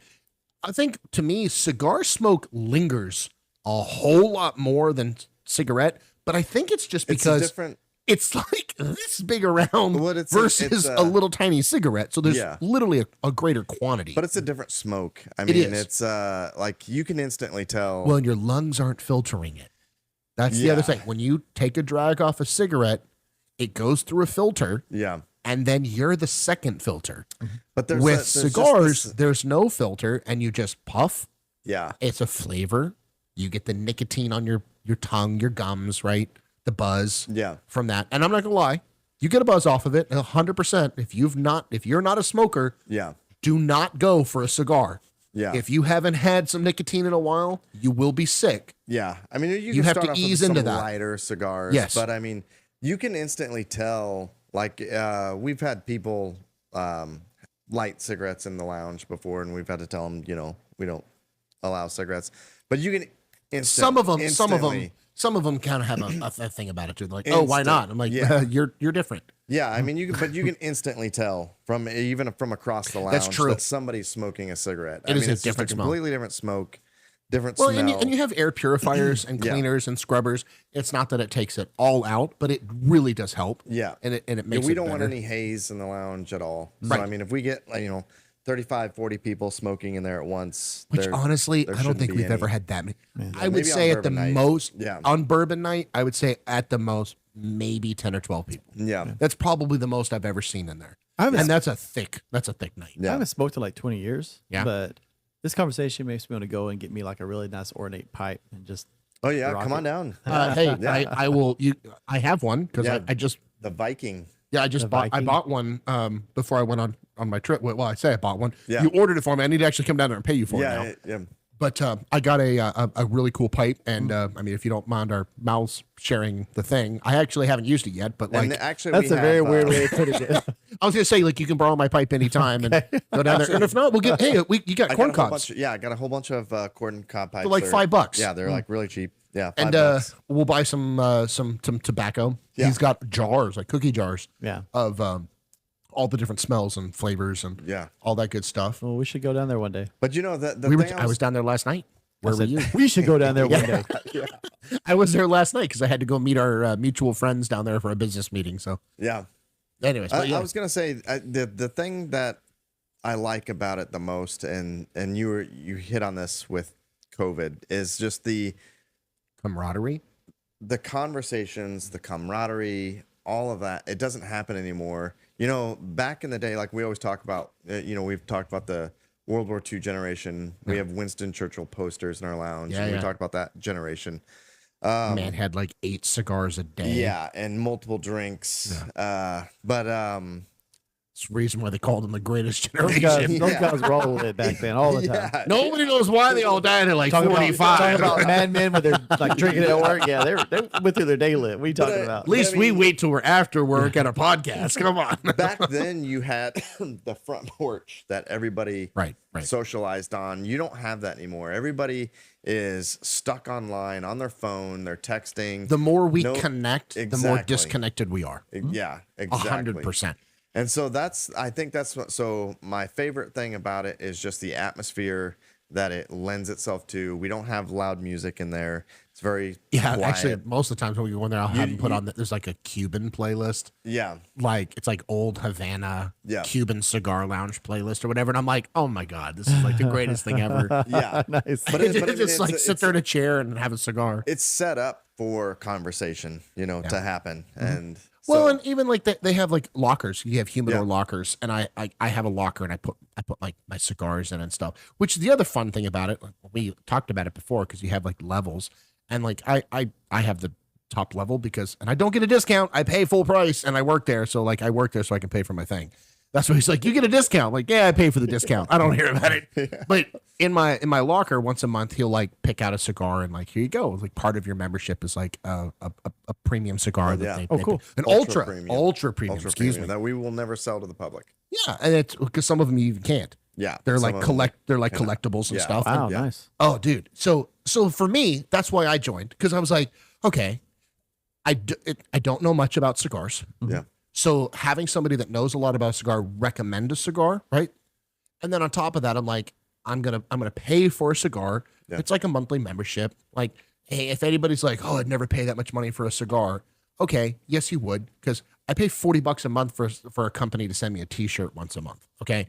Yeah. Right. Now, the first $25 of my little membership for the cigar thing goes to our charity. The bourbon. Yeah. To the Bourbon Society group, which was really started because a bunch of us post-COVID didn't have anybody to hang out with. So we all just started hanging out and bringing a bottle of Is something. that a different thing? Is that the same thing? No, it's two separate groups. Two Okay. separate groups. Because like we started it, and then it was like, oh, this would be really cool if we could smoke cigars. And the guy's like, oh, well, we'll smoke cigars on our bourbon meeting once a month that we did. Yeah. And it's like, oh, this is really fun. We should have some food. And it was like, well, what if we all chipped in $10?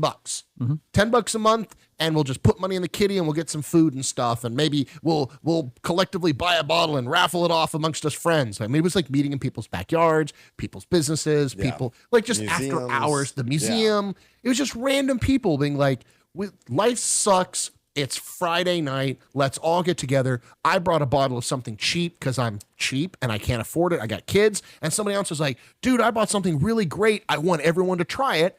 We just shared bottles and had conversation. It was great. And at the end of the year, this was us getting at, we had our little $10 kitty that we all chipped in. We had like $700 or $800, $600, something like that left over. And we're like, oh, what are we going to do with this? And somebody said, let's give it to a children's charity. And I was like, oh, hell yeah, that's great. And so we donated it to the orphanage in Itasca. Good. Right. And I was like, man, I feel good. I'm like, wait a second. I get to drink, smoke a cigar, rub elbows with just normal people, right? It's just a networking thing in a small town, have some people to hang out with. I don't go to the country club. It's nothing against it. It's just not my scene. Yeah. I want to hang out with some people. And then that kept growing and growing and growing until eventually they were like, man, this would be fun if we had a place to do this once a week instead of once a month. And there's like, well, what if we did this? I mean, I remember harping on you. Like we had a little group chat and I'm like, Colton especially, I was like, dude, you need to do this. You need to do this. Like, Yeah. I don't know. I'm like, dude, I will be there. What do you want? Yeah. Who do we? We'll get some people. People will support this. People will show up. Yeah. I'm like, I guarantee you. And they're like, okay, well, maybe we'll start with just like a couple bourbons. And then that didn't last, which don't let him give you any hard time about you having all your tap handles. Because I remember with him, like, we're only going to have a couple bourbons. Now we've got like 40. He's in on it too. Yeah. And then Joe's like, I'm only going to have 5 beers on tap. I'm like, so we want to start off slow. Let's not go crazy. It's expensive to get all this stuff online. But it's fun. Yeah. It's very fun. Especially if you're on the home brewing side. Oh, yeah. And then you get to do it like. You get to play with the big boys. Somewhat commercially. Yeah. You're just like, yeah. Nice. So now he's like, how many do you have on tap now? 18. with the ability to go up to 32. Wow. And I'm gonna tell you right now. Before this airs, it'll be more than 18. I have no doubt in my mind. Nice. He says 18. He's only ordered 18. Yes. Okay. He's got to wait till the first invoice drops, and then he's gonna be like, "Oof, okay, what's next?" Yeah. But it's a lot of fun, and that like when it comes to like the cigars in general, this is what I was getting at. Yeah. I didn't realize that. Okay, I can enjoy my black and mild. I get the relaxation. Yeah. I get the fun of that. Obviously, I know that's by no means a quality or good anything. That's not what I'm saying. I have no idea what gold reward points that this would get. But I'm enjoying a beer with a friend. Right? Exactly. Yeah. This to me is a black and mild. Yeah. It's not an award-winning anything. Yep. It's a beer and it serves a purpose. I'd take a warm PBR if it was with the right people. Right. Man, I always say the best beer that I've ever had in my life was a Miller Lite. What? And No. Because here's why. Who'd you have it with? Best beer I've ever had with. It was with my family, and it was 110 outside. We were at the state fair. I mean, it brutally hot. We were all dying. Walked into this tent, had an ice cold Miller Lite, and we were, just all like all of us like, felt like we were dying. Like we were all dying, and it was like, oh my gosh, Where the this is snow amazing. bunny's there? Oh no, that's Coors Light. Yeah. They didn't have any Blue Mountains. Yeah. No, whenever you're hot and sweaty, Yeah. even the cheapest beer, It's if it's amazing. cold, it just hits different. Which got me to thinking, wouldn't it be a cool idea for a restaurant to just put you through hell and then say, here's this macaroni and cheese? It'd be like the best, here's some pizza rolls or something. It'd be like the best thing, like to put you through like So that anything tastes good on the other side? Yeah. I'm pretty sure that's what Applebee's does You anyway. have like a waiting room that's 100-degree temperature. Sit on this couch for Like the last time that I went to Olive Garden, I had to wait for 45 minutes. I came in and I'm like, wait, I'm paying you for this? Just make it like a sauna. Like, hey, you have to wait in the sauna. Yeah. That's And then called for 5 exactly. minutes. That's called Yeah. Texas driving to the Yeah, restaurant. the waiting room is outside on the bench, and then when they come in, like, would you like a nice cold beer? Yeah. Well, By the way, Yeah. by the way, for my birthday, Okay. I went to My birthday. I'm gonna my birthday. I went to Little Germany. Oh, okay. Better than Edelweiss. Oh. It was so. Talking about beer, just kind of brought me to Germany, but it was so good. Well, he doesn't know about this, but the Edelweiss restaurant is where I went to for my birthday Yeah. a Where couple is years ago. this? It's closed now, but it didn't survive post-COVID. Hold on, I'm okay. putting in my lip Okay. pillow yeah, here. but the waitress said that they actually got their recipes from the original Edelweiss. Oh, And I got the Jaeger stencil, dude. It was so good. I didn't finish it. I took it home and ate like the rest of it in a sandwich for breakfast. Nice. Even cold, it was amazing. We gotta go sometime. And where's Little Germany? Where's this at? Dallas, I believe it was. Okay. No joke. Okay. And it was. Yeah, he came to my birthday party, Yeah. and I'm Oh, surprised okay. either of us remember coming home. Yeah. I remember going to it. I do too. Nice. So I mean, it's a family. It's called Edelweiss. It was a little family owned place. Yeah. I went to it many years ago for a friend of mine who's sergeant in the police department. His birthday, and he was like, "I want to go to this German place." I'm like, "Cool, whatever." I showed up, and it's like you walk in, and it's like the inside is decorated like you're in a little German village. Okay.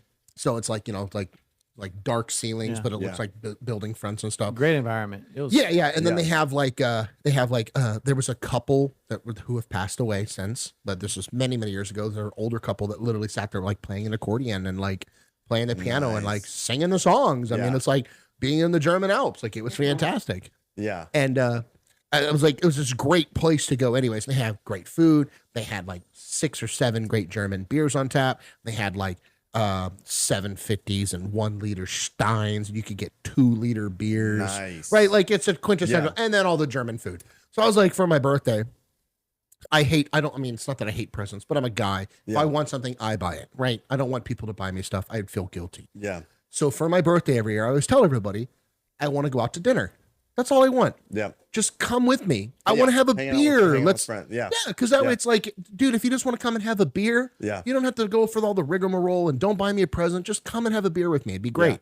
1 year for my birthday, we had it at, now the lounge. Yeah. I told everybody, I said, hey, for my birthday this year, because everybody's like, no, we want to buy you something.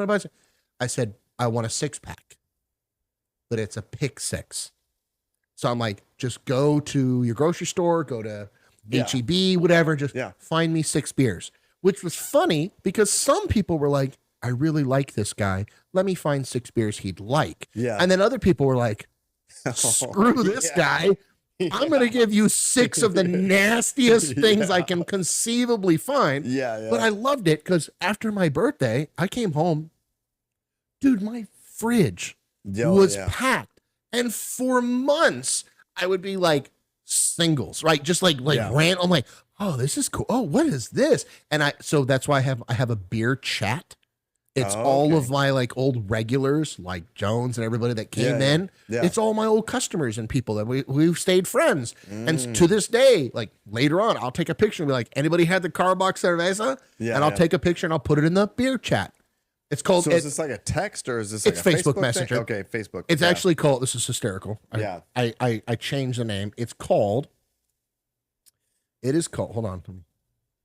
The Beer School Distance Learning Club, because it was all of my old beer school people that came up to learn about it, and they're like, "Oh, we really miss you." By the way, we're gonna have to do that again, dude. So I want to more because it's just like, and it's so funny because like when I started, it was a bunch of people that knew nothing about beer, and it's like. I felt like the Mr. Rogers of beer. I'm like, come with me. Like, it's cool. Beer doesn't have to be scary. Come this way. Like, let's try some stuff. I think you. Now they're all probably better experts than me. But people are like, find it and tell us a cool story about it. You hit the nail on the head when you said, pretentious. With cigars. It's and like craft beer is that way. And craft beer can be the exact same way. Not can be. I feel like more than 50% of the breweries I go to today, it's that. Yeah. You come in and they're like, oh, I see you have a beer. Do you want an IPA? No, I want a good beer. I mean, it's got this like hipster like mentality thing going on. And you ever heard the joke, how do you kill a hipster? You drown them in the mainstream.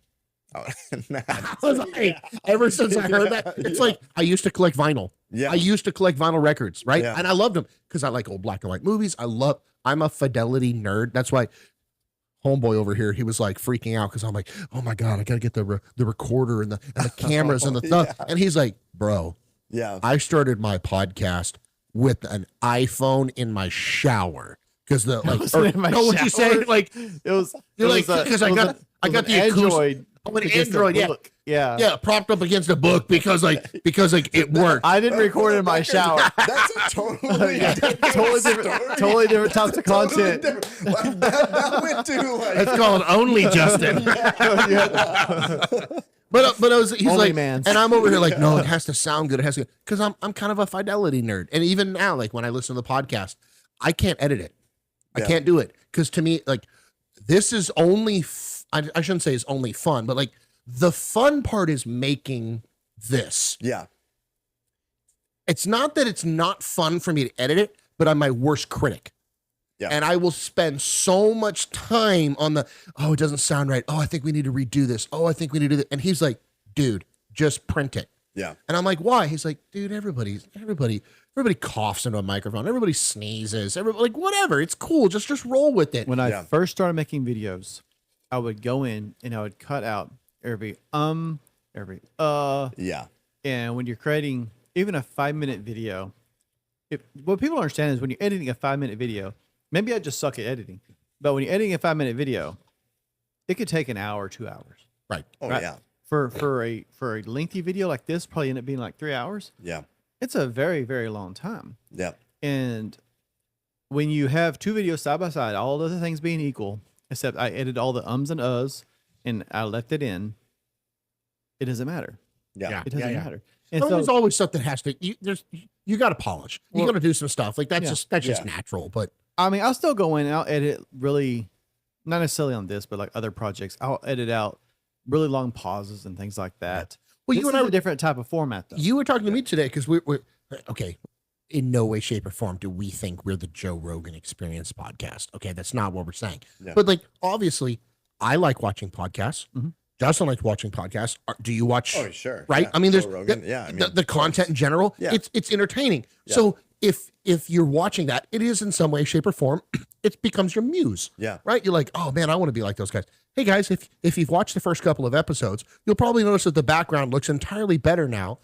I didn't come up with this idea. I stole this from another podcast that I was watching. I literally was watching the other day, and I was like, oh man, I really like that the light's on them and the background's dark, and that looks cool.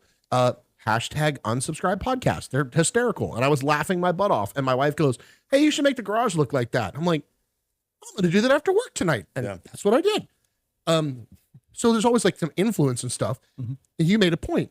You're like, go watch a Joe Rogan podcast. Yeah. I'm like, okay. Oh, you did? You listened to I you took listened my to one. advice? I did. I'm not used to people doing that. It's like 3, 4, 5 hours long. They're eating that was the lunch. First time? Wait, unsubscribe or Joe Rogan? Well, so unsubscribed. Okay, the Fat Electrician. I love you. Your stuff is hysterical. I like history. I like military history and nerds and like nerdisms and all that kind of stuff. He has a way of telling. He's a historian. He always is like, oh, I'm not a historian. Like, yes, he is. He is a historian. He tells these great stories in a funny. You ever listen to like Drunk History? Oh, yeah, right. Yeah, like, yeah. let's be honest. Yeah. History was boring. Yeah. Right. History Channel was fun. Yeah. I sucked at history in school. I hated it. Yeah. And as soon as I would get done with school, guess what I'd sit and watch all day? The History Channel. Yeah. Because it came alive, right? The Fat Electrician does that with these great stories of like heroism and guys that won the thing. If you have to start with one, go check him out later. Fat Electrician on YouTube. Guys, go watch him. But what were you saying about Joe Rogan? Well, so his podcast, like all of them, it's just them. That's the whole point. Like you were talking about with the Joe Rogan Experience, is like that for like 15 minutes they were trying to get a video to play. You or I would be like, oh my God, we have to cut out all this dead time. But I think, but that's what honestly, makes it was more really genuine. funny because they had some funny banter while they were doing it. Yeah. Like that's kind of the fun side of it. I think the only time they'll pause really is like if they got to get up and go to the bathroom or something. sure, they'll pause. But Sure. for the most part, they leave everything in just because that's what makes it more authentic. But the reason You I know? was saying just do it, because you're like, well, I got to get this, I got to do that. Just do it. Because we get, it's called analysis paralysis. Yes. Like you spend so much Oh, that's a time good point, thinking yeah. on what ifs and waiting on getting something else. Like you kept sending me all these things you're ordering when you're getting ready for the podcast. I was like, man, I really hope he takes off with this Bro, because I had not filmed one he episode. had not filmed one thing. This guy Okay. started with a cell phone and you're getting all this stuff. It's like, dude, Not in the shower. not in a shower. Not a shower. It was bathtub. Okay, so like, okay, quick, like if I can, quick rundown for a second. So like, I had a friend of mine that was like, dude, we should do a podcast. I'm like, I don't know. Yeah. He's like, do you like watching podcasts? I'm like, I do. I really enjoy it. He's like, Yeah. which ones do you like? I'm like, oh, I like a whole bunch of different stuff. And I listen to some political stuff. I listen to some religious stuff, some esoteric stuff, some self-help stuff, Yeah. Jordan Peterson stuff, just random podcasts. Like, I don't really care. There's this really great series that people are going to laugh. It's called The Nut Job. Go watch it. It is a true crime podcast. It's absolutely hysterical about in Southern California, the theft of almond trucks and how the cartel was stealing semi-truckloads of almonds for millions of dollars. And then like, it was this crime ring. And I'm like, That's nuts. almonds. Yeah, it's like, that's great. But I'm like, and then I started thinking, like, yeah, that would be really fun. But then me being I'm not a perfectionist. I wanted to like, my grandfather, rest in peace. He always had this expression he said, "Hey, Israel, at the end of your life, it'll only cost you $1 million more to go first class." I never really understood that until he was gone. Right now, I get it. What he means is like when you're sitting at dinner and you're thinking to yourself like, "Oh, I got to be careful. I don't want to." He's like, order the dessert. Yeah. Hey, I don't know. And there are so many people now looking back on my life. I wished I had taken the time to order one more beer with that person. Yeah. Because they're not here. Yep. My grandfather, I would give anything to go back in time and have one more conversation about something. That little table that's over here in the corner that's behind Justin, that the PlayStation and stuff sitting on, that's my grandfather's wood shop table that he had, that as a kid, the paint that's all over that's the like handmade buttermilk paint and stuff that he mixed to paint furniture. And I have a couple pieces of his furniture that he made as a kid growing up. Like I worked with it. And so when that came up in the family, it's like nobody wanted it. It's just, guys, it's a crappy table. It's just a piece of wood. Yeah. But it's eclectic. This table that we do our podcast at is not anything of mine, but this actually came out of a high school. This was a wood shop table from a high school. Like there's initials carved in here. Yeah. 2010. There's just like people's in it. And I'm like, and I love, sucks is like literally engraved in it. Like, and I'm like, I love that kind of heritage from it. And I get that connection with podcast material. Yeah. When I started my TikTok, right? Most people don't know this. That people know that I'm on TikTok and I make mead. That's my thing. What's it called? I'm at Make Mead. Hashtag Make Mead. I started it. It was only a couple months after my brother passed away, and it was during COVID. I'm stuck at home. I didn't have a social group. I didn't have a connection. I had never downloaded TikTok. I downloaded TikTok out of sheer boredom. Mm-hmm. Yeah. I was like, I just wanted to see the world, and I didn't want to open up an app and see news stories or COVID. That was it. Like I was like, guys, I'm just so, what's that? Like apathetic. I'm so numb, right? Yeah. I just wanted something else. Burned and out. I was burned out. I had just lost literally my best friend. And I'm like, my best friend at the time was in the military. Yeah. And not the one I lost. I lost my brother, and my best friend was hours away. It's COVID. We don't get to see each other much. And I was brewing a batch of mead. I was a little bit toasty.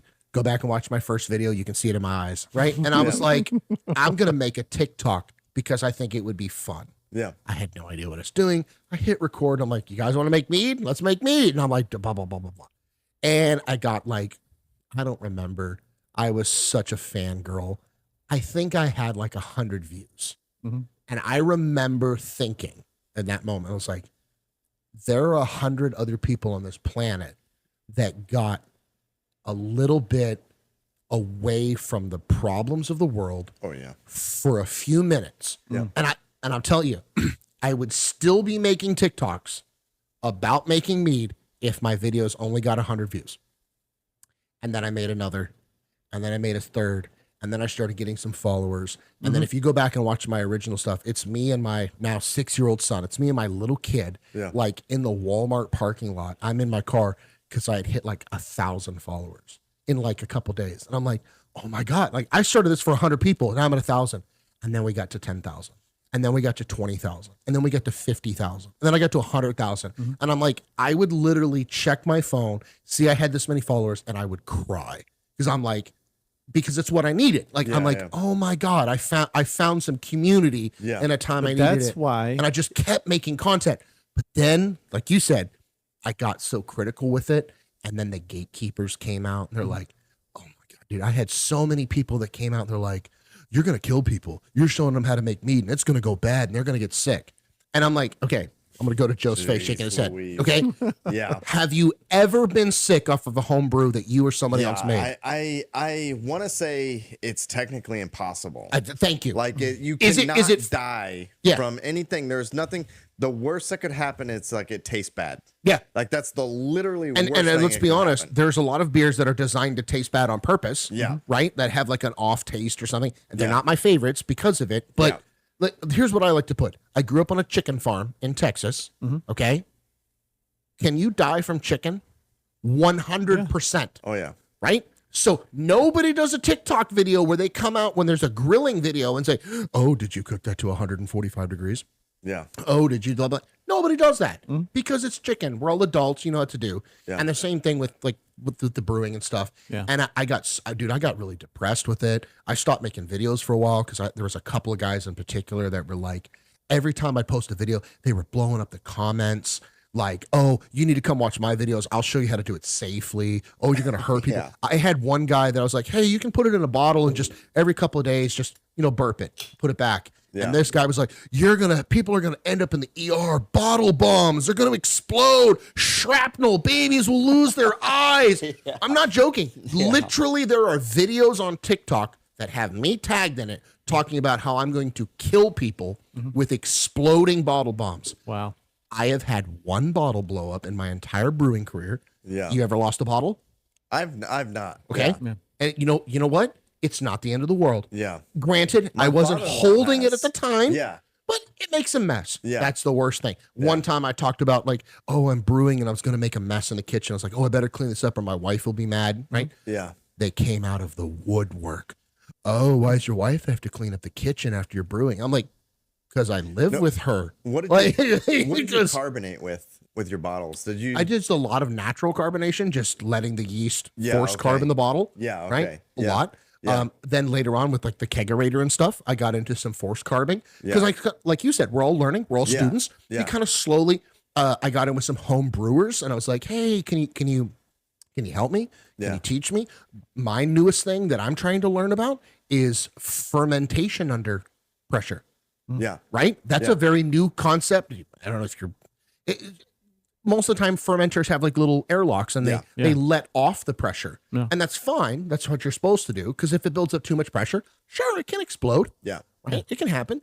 But there's actually a certain amount of pressure that if you ferment under barometric pressure, the yeast actually likes it and it can go a little faster and it changes it. And it's science. I haven't even seen this. Yeah. It looks just like these little fermenters. Firmzilla actually makes one, and it has a regulator So it's on like it. a little pressure cooker. 100%. That And it says like, hey, we're going to ferment at 10 psi.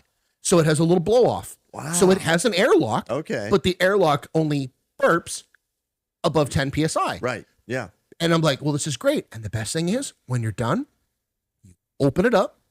It's already carbonated. Yeah. You pitch in your stuff, screw the cap on. You stop it, right? You throw in your yeast killer, stabilizer, whatever you want to call it. Yeah. And then when you're done, it's already carbonated. So I mean, it's just fun. It's like that kind of history thing. But I got to be such a critic of it. So that's what you're saying. When I started the podcast, I went nuts. Yeah. I was like, I don't want to start this off with crappy microphones. Well, let's revisit that though. Yeah. Let's revisit that. You didn't overanalyze. You just started with TikTok. Yeah. With TikTok. You're passionate about it. Yeah. And you're consistent. Yep. And I've done well with it. I don't post nearly as much as I used to. No. And it's also because I think I have like almost 300 videos, 200 videos. Yeah, but that's not where I'm going with this. It's not that I couldn't make more. It's just like I feel at some point my content is about people who have never brewed getting started. I've kind of covered it. Yeah. So it's like I've now been when there. people I know come what on, you mean. people have gotten, they're like, oh, show me how to do it again. I'm like, dude, I already did that. Yeah. They're like, oh, what if I added this? Sure. Do it. Yeah. Yeah. And they're like, well, but can you show me? I'm like, I don't want to. And that's the answer. I'm like, no, here's my recipe. And they're like, oh, I don't like cherries. Can I use strawberries? Yes. They're like, can you show me that? No. Why? Because I did the video. Just in your mind, take out the cherries and put in strawberries. Yeah. Do it. Or somebody's like, oh, this would be so You don't need cool. permission. Oh, like somebody came on there. I think like people are so afraid of making mistakes. I think like they're so afraid of the gatekeepers. That's really what it is. Well, don't post it online if you're scared of the gatekeepers. 100%. They don't have to know you put strawberries instead of cherries and it 100%. didn't work out like you There thought are it would. so many content creators now on TikTok that are brewing, and I follow them and I watch their content and I love it. There's a new guy that's out there. I think it's called Hive Meadery, Hive something, and he's the one that he did like a Baja Blast mead. He did, I mean, like fermented. I don't know how I feel about that. He fermented Mountain Dew. Yeah. Like he made a Mountain Dew wine. There's a few videos on there, like they make Mountain Dew wine. Yeah, and I'm like, I love it because I'm like, Code Red. Again, let your freak flag fly, man. But Like, here- that's if you're home gonna- brewing. If you're going to create content, I don't care if it's YouTube, TikTok, Instagram, Facebook, Twitter, or X, or anything like that. Right. Once you stop worrying about what other people say and think, it will set you free. It will set you free. Yeah, 100%. Because the more, and the thing is, the more popular and the more famous you become, the more haters you're going to have. And you know what the haters do? They drive the algorithm. People never hate downwards. They always hate upwards. So if you're getting haters, that means you're doing the right thing. Yeah. Because what's that old adage? You you have people that hate you? Good, you stood for something. Exactly. Yeah. And I'm like, man, I never understood that till I was older. Exactly. You know what? Case in point, we've only had one published episode. This is our third episode that we're filming. Monday, we're about to drop our second episode, which I think was better than the first. The first is just us talking. Yeah. The second one I think was even better. It was really entertaining. It's awesome. I think this is great. Yeah. I mean, this is, dude, again, you got to come back sometime and This has been drink a and have a blast, good time. And this is a lot of fun. We'll have Colton on. My plan is eventually to add a fourth microphone so we can have more people and like all that fun stuff. But we posted one video of you and I drinking in the garage, right? A conversation that was two people. I'm not saying that we're the next Joe Rogan podcast, but we have 15 subscribers. You know what? I will keep making episodes if that never goes up, because there are 15 people that, again, this is kind of going back to that original video. I have no idea what those 15 people are going through in their life, but for the 2 hours or whatever they listen to that one episode, I'm like, we made their life a little better. Maybe made them laugh, I hope, and had a good time. Our original video has been viewed 65 times at the time of this. Yeah. Worth it. Yeah. Because what did it cost? Well, don't tell my wife. Okay, it's equipment and stuff. And guys, don't be like me. If you want to start a podcast, get the phone, go to your shower like Justin, and film your first episode. But like, if you're not sure how to start, go watch Gary Vaynerchuk. Yeah, that's a great video. That'll tell you exactly how to do anything. Just go do it. And honestly, like, this wasn't bad. Like, okay, I have a garage. Yeah. I had some of the lights and stuff already because of my TikTok stuff. Yeah. But like, as far as equipment and stuff, I think we were talking about this the other day. I think I spent about $1,000, give or take, because I had some stuff and I didn't have some stuff, and I bought some stuff that I didn't need. I bought a different audio thing. It's over there, and I ended up not using it because as soon as I bought it, I'm like, this doesn't have enough features. I want to have like sound and like all this other stuff. And then I bought this one because I really liked it. And it's just kind of grown from there, but it's worth it. My original idea, like I said, when I started my TikTok, I have no video recordings of my brother. Yeah. I don't have that. And I'm like, that is the worst thing imaginable because we live in a digital age. Yeah. Like, there should be home video.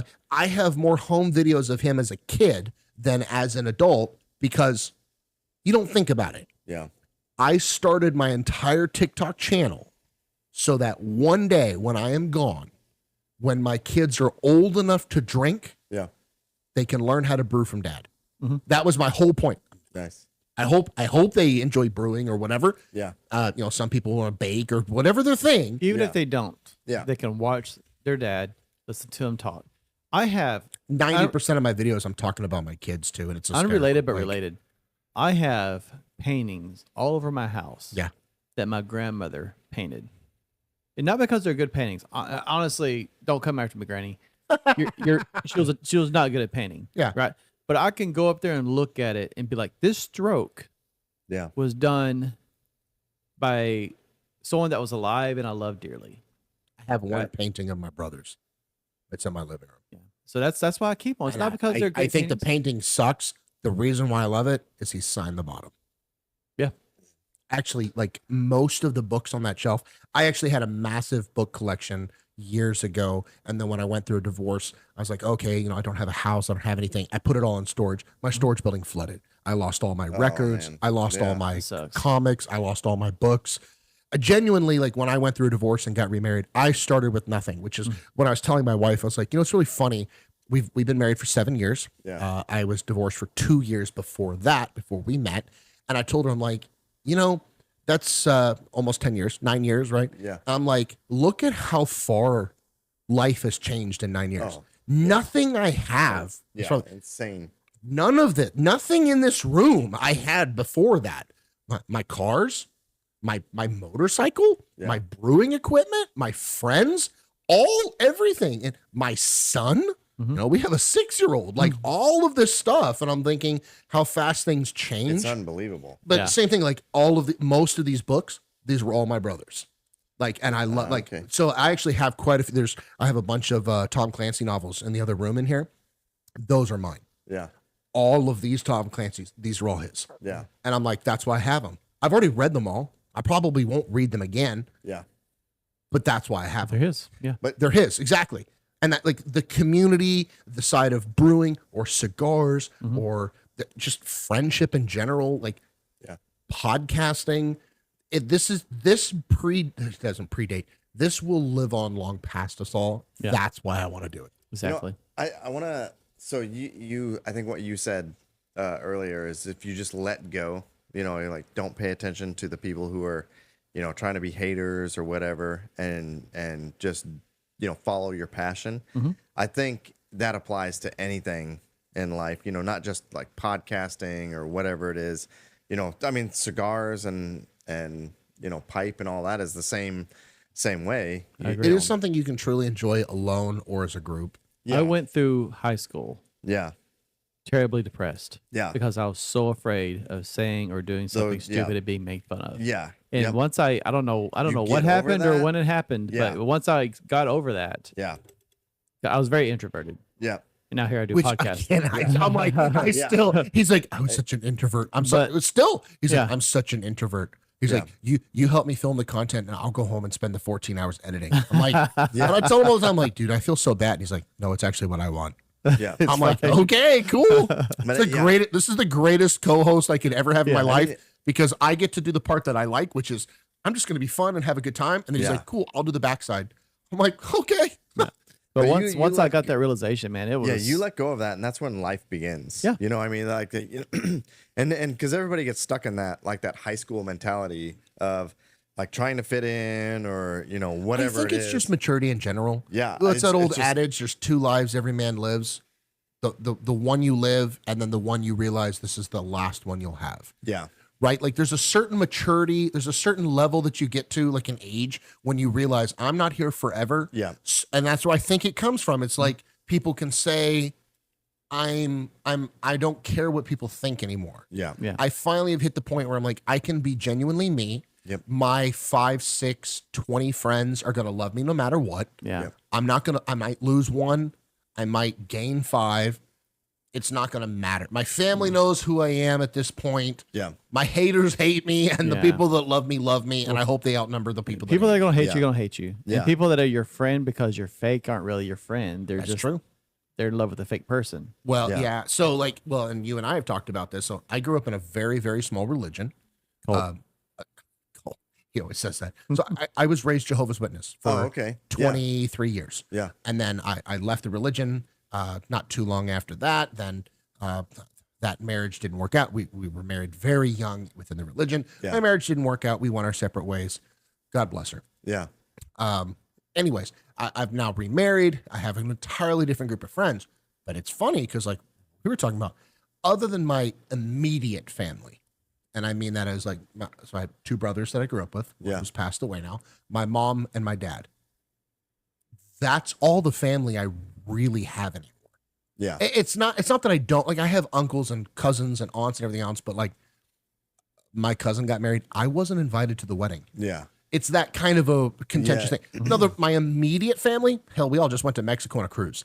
Yeah. Right. Okay. So like we're still close. My brother came over today because, well, we actually both just bought a new gun, and he came over today because I bought an 1843 Navy revolver, like black powder, and I've wanted one for forever. And it doesn't work. The hammer's having an issue. And I was like, I just want it from my desk. Like, I just like, this is cool. Like, it's like engraved with like the United States Navy ships and stuff. I'm like, oh, this is cool. Nice. So like, but he comes over, we hang out and we do stuff. That's it. Yeah. And so you were talking about like, cold still makes you chuckle. My wife agrees with you, but like, I don't have any of my friends from growing up at 1. Actually, I take that back. 1. Yeah. of all of the, and you know how many people I know now. Every time I turn around, Joe's always like, he's like, hey, I got to do this thing in the city and so. And I'm like, oh yeah, I know them. He's like, oh yeah, the city manager's coming over. I'm like, oh yeah, she was my babysitter as a kid. Like I know everybody. Yeah. Right. Yeah. Imagine how many more people I know that no longer hang out with. That's crazy. Right? Yeah. Hundreds of people that I was like skip level close with. Right. I have one. And it's so funny. He's the one that got me hired to the job that I now have. We're actually going on a cruise together in December. We both grew up in the religion, both left, and now like remarried. So the actual only one that you have also left. Yeah. Well, that's the only reason we could still be friends. Yeah. Okay. You can't. Yeah. You can't like no. You can't play both sides of the It's fence. all excommunicated. Literally. Like, Yeah. That's not the term they use, but yes. Yeah. Yeah. Well, and then I fell off. There's the a term deep for end. that. Yeah. So I quoted. I was actually kicked out. I was kicked out of the religion because I joined the military.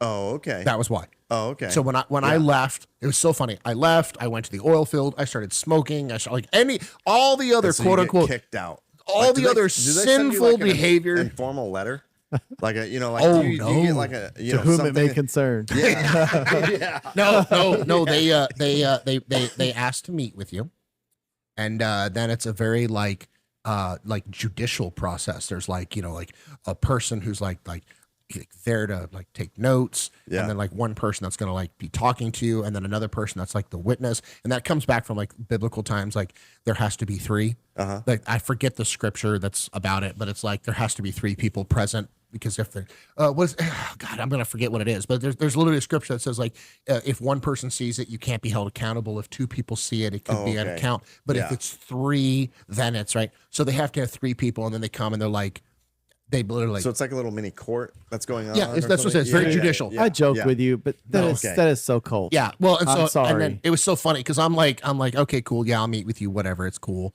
Like I don't really care at this point. Yeah. And it was like they're like, oh, let's go to Starbucks and have a coffee. Like no joke. And I was like, that's where it happens. No. So I was like, sounds great. And then I show up and it's three dudes in a minivan in suits and ties. They're like, well, why don't we just sit here in the minivan instead?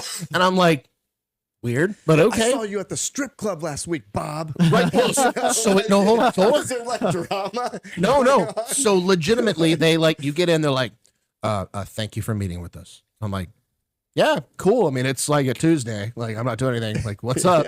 And I'm like, and I know these people. I've known them since I was a kid. Like I know each one. I know their wives. I know their kids. I'm like, I know everything about you. Like we're friends. Like I've grown up with you. Yeah. They're like, hey, bro. We oh my God. We have seen Facebook posts of you. I mean, it's like that much, and it's like the disheartening, and I'm like, and I'm you know me, I'm a smart ass, and they're like, wasn't me. They're like, no, no, worse. They're like, and I'm like, you can say it, go ahead. Yeah, they're like, in a uniform. I'm like, yeah. Nice. Yeah, that's me. And they're like, so you don't deny it? I'm like, it's a picture of me with my name. Yeah. On the uniform. Like, nice. Why would I deny it? Like, they're like, so have you joined the military? Well, they didn't give it to me at the five and dime. Like, yes. Yeah, the picture of me, and I'll show you the picture later. I was in the honor guard, right? Nice. We went to this is how I got like outed. Because it's not like I posted a bunch of stuff back in the day anyway. I didn't really care. Like, I wasn't a big social media guy anyway. I was in an honor guard for a memorial service at the Van Zant County like Memorial Day celebration, and we were honoring this guy, like wheelchair, World War II vet, carrying the flags, like guns. I mean, honor guard. I mean, we're in full military blues, right? And I got tagged in the Van Zant County Memorial. They're like, hey, this guy was here. And like my kids are there. Like it's pictures of them and everything else. And I'm literally like carrying the flag. And they're like, you're in a uniform and do you salute the flag now? And I'm like, well, I was carrying it. So technically, no. Yeah. Because I had to have both hands on the flag. You know? Yeah, so it was like that. And then And then they were like, and we heard that you're dating my now wife. Like, we heard that you're dating a non-believer. I'm like, oh, she believes in lots of stuff, just nothing y'all do. Yeah. And so, yeah, I was kind of a smart ass, and I got Man. kicked out. And it was really weird because for a long time, it was even my immediate family, it was very hard. Yeah. Oh, yeah. Because yeah. like now there's a lot of gray area where it's like you can talk about business, but you're not supposed to talk about anything else. So like there was literally a time period where my family was like, hey, we're going to make you the like assistant manager of all of our businesses. So we can talk to you still. So that like on the gray side, we're even covered even on the more gray side. And I'm like, sure, guys, great, cool, whatever. Yeah. By the way, I have a Halloween party this evening. We're going to be drinking. Can you babysit the kids? Like that kind of stuff. And then in costumes? Yeah. So like, oh my gosh, everybody makes fun of me. Like, that's why I celebrate my birthday. So my first birthday party that I ever celebrated, Skip was there. Wait, they don't celebrate birthdays? Wow. So crazy. there's Why? only- Because it's like selfish or something, like self-righteous? Or That would make sense. No. So there's only one. Okay. it's only one birthday we celebrate. They don't celebrate Christmas. So no. Never mind. No. Okay. So no, this is going to be great. Okay. So, this is not a religious podcast. Yeah. We're learning. It's education. It's educational. Yeah. So the way that this was great, the way that this works out is there's a scripture in the Bible that says that all scriptures is beneficial for teaching and reproving and for setting things straight. I forget the scripture. I can quote the Bible all day. I cannot. I'm dyslexic, so I don't know the like chapter and verse. Yeah. Anyways, so the way that they interpret that is, if it's in the Bible, it's for teaching, for reproving, right? So getting people in trouble, or for setting things straight. Like, it's in there for a reason, basically. Oh, okay. Right. So the way they look at it is, I, as a normal person, we'd be like, hey, birthdays probably aren't in the Bible because they were a mundane, everyday thing. Yeah. That's what normal people would think. Like, right? No, there's only one birthday in the Bible. So obviously it's there for a teaching moment. Now, to which I would say, or it's because the only birthday in the Bible, somebody got their head chopped off and put on a plate. That probably made the news. Yeah. Right? Yeah. So John the Baptist gets his head chopped off, put on a platter, they walk it around. Yeah. So the entire religion goes, the only one that's in the Bible, a follower of Jesus, was killed, beheaded, and paraded around. Ergo, birthdays are bad. Yeah. Right? Makes total sense. 100%. Like, oh, Birthdays cool. equal, Yeah. you get your head And of chopped course, I here's the thing that always drives me crazy.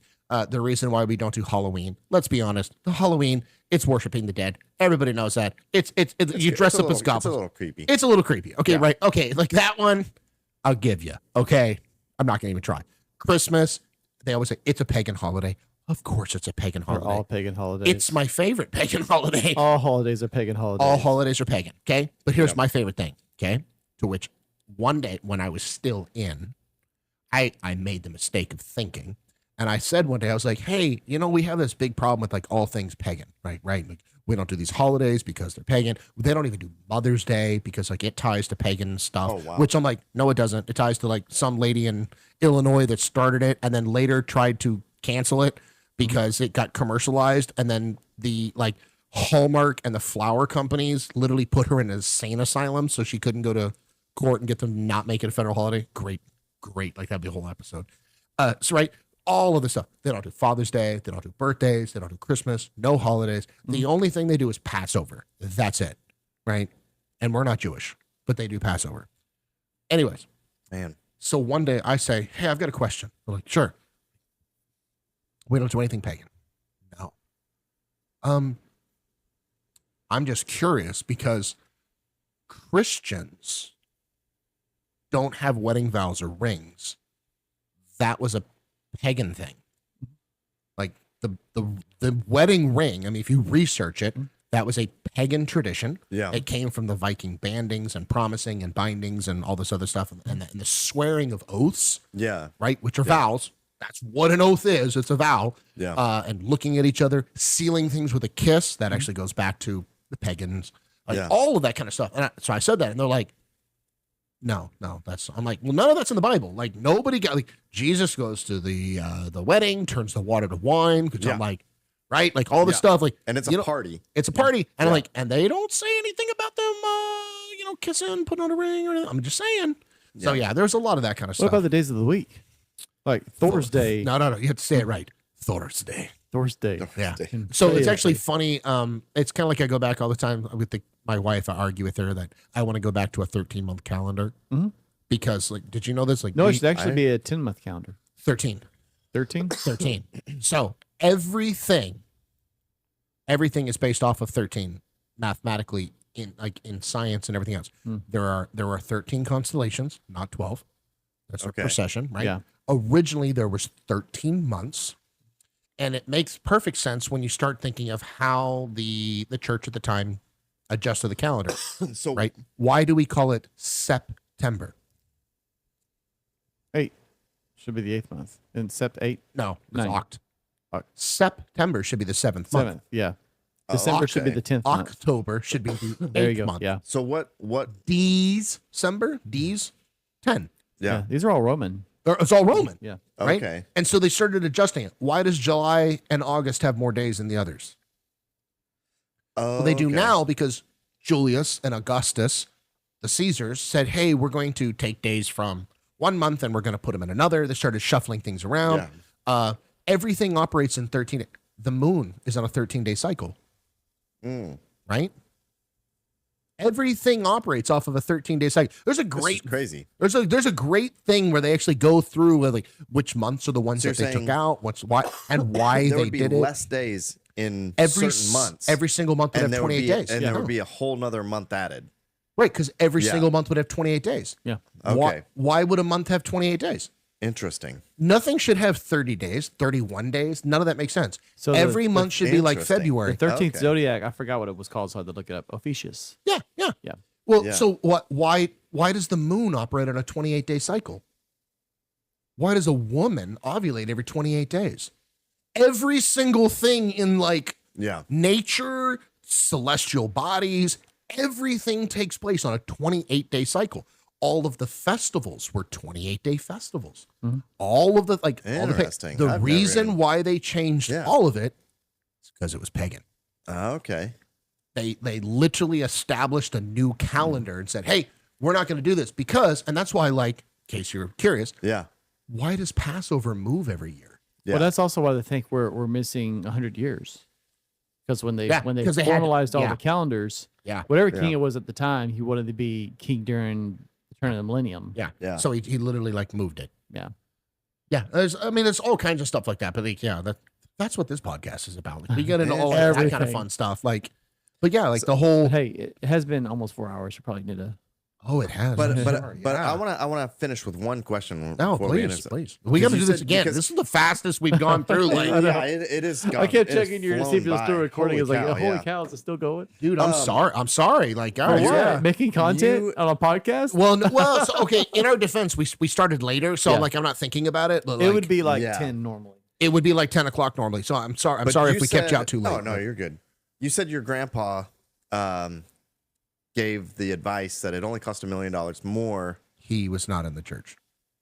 Why do you think that we don't ascribe to that? I'm gonna use Justin's favorite phrase. I mean, 100% know where you're going with you this. said, I wish I could go back and have one more beer, right, with all these people. But in the moment, you're probably thinking, I got to get home. I got to do this. I got to go, all these other things. So why don't we change and ascribe to that? I think the biggest reason for it is because of the church, the church in general, not mine, not the church in general. Once you start thinking and believing that this is not the only life you get, then these moments are not nearly as precious because you have forever. Yeah. Oh, okay. That's what I think, right? When you start thinking I need to take care of things because, I'm going to, whatever you believe in, a paradise or heaven or. But we shouldn't do it for ourselves. Yeah. We should do it for the people we leave behind. And 100%. here's why I say that. I was thinking, I saw a TikTok today, and I think I sent it to you. Probably. It was the guy was obviously a veteran, Yeah. sitting there with a scotch. He's like, "Hey, do you remember that time I was having a hard time with my girlfriend, and I came to your dorm, and we just sat there and watched TV and, Dude, I and drank reshared scotch that. together." I reshared that. I And reshared then that every he zooms year. out, and his seat's empty. He's like, "I wish we had more of those." Yeah. You know, Dude. it's not for me. Like, yeah, you can say, well, I'm whatever religion, I'm gonna live forever when I die or whatever. But your kids or your cousins or your brothers or siblings or whatever, they're gonna wish that they had that extra bourbon with you or that extra drink, or wish that you had shared that cake with them. Yeah. And I mean, we all want to live as long as we can, and we want to live healthy and have healthy lives. But ultimately, no matter how hard you try, even if you were functionally immortal, right, there's still going to be an end Yeah. at some point, Right. right? And so we should live life to the fullest. I mean, obviously, you don't want to overindulge or be fat, Sure. Yeah. or out of shape, I diabetes. feel personally attacked by that. No, I was just thinking of this video. You're husky. Talking about TikToks again. There was a guy, and it was the most American thing I ever saw. There was a guy, and he was doing like construction, like slow. He was holding the slow sign, and he was overweight. Yeah. And he starts running. I say running. It looks like He was moving with a purpose. it That's was what they like- said it in was the like- military. You ever right? have like dreams where you're like running and you're like underwater? It feels like that's what it looked like he was doing. It's like this guy is running for his life, Oh, that's great. and a turtle could outrun him. Right? Yeah. But he was don't- moving. You don't want to live like that. Yeah. You don't want to end up like that, but you should still enjoy your life. I'm Yeah. not saying be a hedon. We're not, Yeah. What was that? What was that robot on Futurama? Hedonbot, or I don't know if you ever watched it. yeah, But he's like yeah. he was part couch or whatever. But you don't want to be like that, right? But Yeah. you still want to enjoy life and live it to the fullest. I looking back now, like the month or two before my brother passed away, and it was suddenly it was complications due to COVID and some other things, but he was going through a divorce at the time. Yeah. So he was over here a lot. He lived here in town, but he was over here physically hanging out with me a lot. Yeah. And I was working very, very early at the times. I was driving. Yeah. So I was getting up at like 4 a.m. to go to work. And so he would come over here to hang out after he got off of work, and we would sit out on the back porch, smoke a cigar, drink, have a Yeah. beer, whatever, and talk. And I, like you were talking about, I actively remember like checking my watch. Yeah. And being like, Yeah. okay, if I go to bed now, I get 6 hours, Yeah. 5 hours, 4 hours. The hardest thing I had when he passed away is, and I told my wife, I'm like, I kicked him out so many times. Yeah.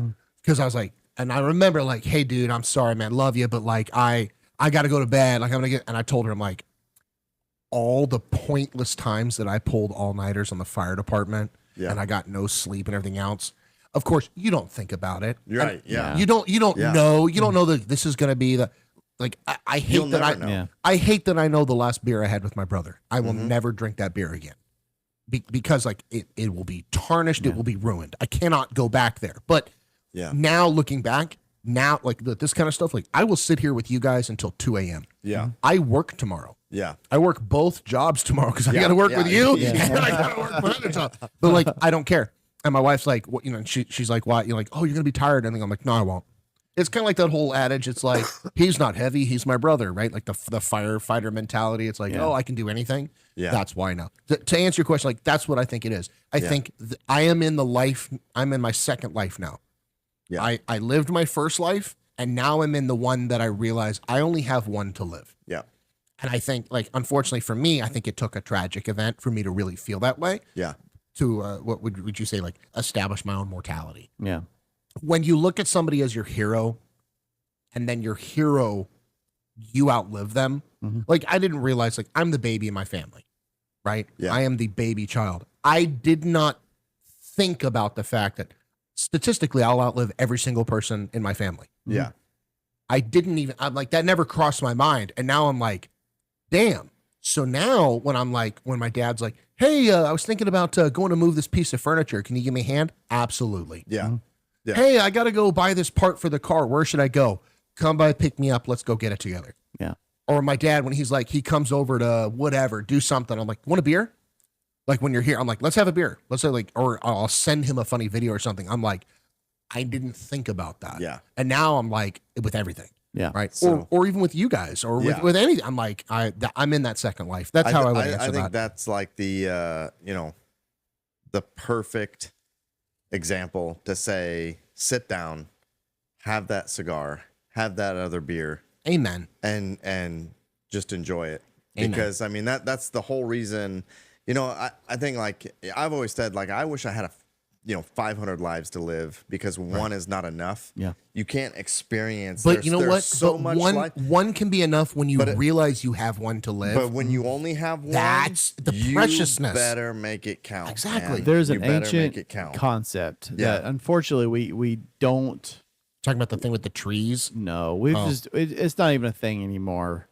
But it's memento mori. Yeah. Oh yeah. And it used to be prominent in art. It was everywhere.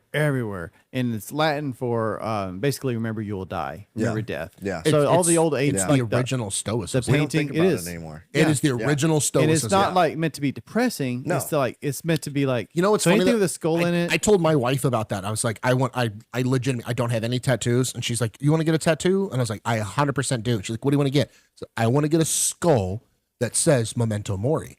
And she's like, oh, that's cool. What does that mean? And I was like, it means remember you will die. And she was like, Yeah. that's so depressing. I said, no, it's not. She's like, why? I said, because every time I look at it, it means order another beer. Yeah. Go to the football game with the kids. Yeah. Go take that day off. I mean, it's kind of like when you think about like, oh, if you die tomorrow, your job posting will go up before your obituary. Yeah. And my job loves me, and I love my job, Yeah. but I mean nothing in the grand scheme of that. Versus my funeral will be packed. Yeah. And I've always told everybody, I want an Irish funeral. So if I do go before either of you two, I want an Irish funeral. You know the difference between an Irish funeral and an Irish wedding? One less drunken Irishman. Right? No, like this is a running joke. Yeah. When you walk in, it's a party. There's a live band. Okay. Yeah. We'll do it at the lounge. Yeah. Okay. You walk in. There is a framed picture of the departed. There's a box with his ashes and a bottle. Yeah. You pour a shot. You have one last drink with the departed. There's a shot glass for me that's full. Yeah. You have a shot, and you turn the shot glass upside down on the box of ashes. And then you walk in and you have a party. Yeah. As if they're there with you. Yeah. And you have drinks and you have music and everything else. Because somber is what you do later. Yeah. Grieve is what you do later. You're there so that you remember, hey, this guy brought all of us together. We're here regardless. Yeah. Love that, man. And then at the end of it, you take the one shot, you pour it out. That's where the expression, pour one out for your homie, Yeah. and you go home. Yeah. You don't want it to be a celebration of your life. Well, I legitimately would. I say I want like ashes in a box. I always said when I was a fireman, like that's the only thing. Please don't cremate me, because when I was a fireman, I'm like that's not how I want to go. Right. Right. Yeah. Like that's always Yeah. that's a whole thing. Like in Fire Academy, they legitimately taught us if you thought you weren't going to make it out of a building, you take your axe head, you find a door frame or a corner, and you put your axe, and then you sit under it. Like that, they legitimately taught us that. Do you know why? Because the axe head won't melt, and they'll know where to find your teeth. Oh wow. So when they go through a building, after the building has collapsed, they'll find an axe head, and they'll say, okay, somewhere around here we'll find his teeth. Ergo, Wouldn't your equipment not melt?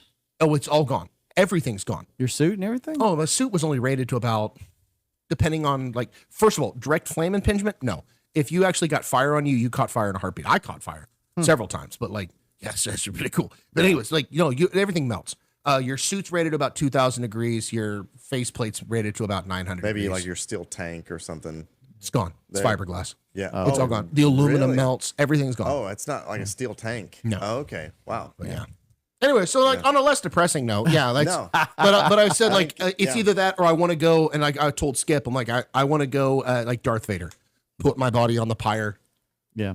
or like a Viking. My pushing wife, out. my wife Yeah, says she wants a Viking funeral. She's like, but you can't do that anywhere. Yes, She's you like, can. what are they going to write you a ticket? Yeah. Yeah. Yeah. That's I mean, granted, they'd probably be like, is that your burning boat in the middle of Lake Whitney? I'm like, no. But hey, that's somebody else's boat I found. we'll find somebody's land where you can have an open cremation. Like, Yeah. but- Yeah. Well, Joe, this has been great. Yeah. thank you. I had a good time. I'm again sorry that we're kind of late or whatever. No, but we're good. Hope Yeah. you had a good time, and I know Justin. like you're gonna have a fun time editing basically 2 podcasts in one now. What are you talking about? Maybe this will be like a part 1, No, part it's, 2. it's all, baby.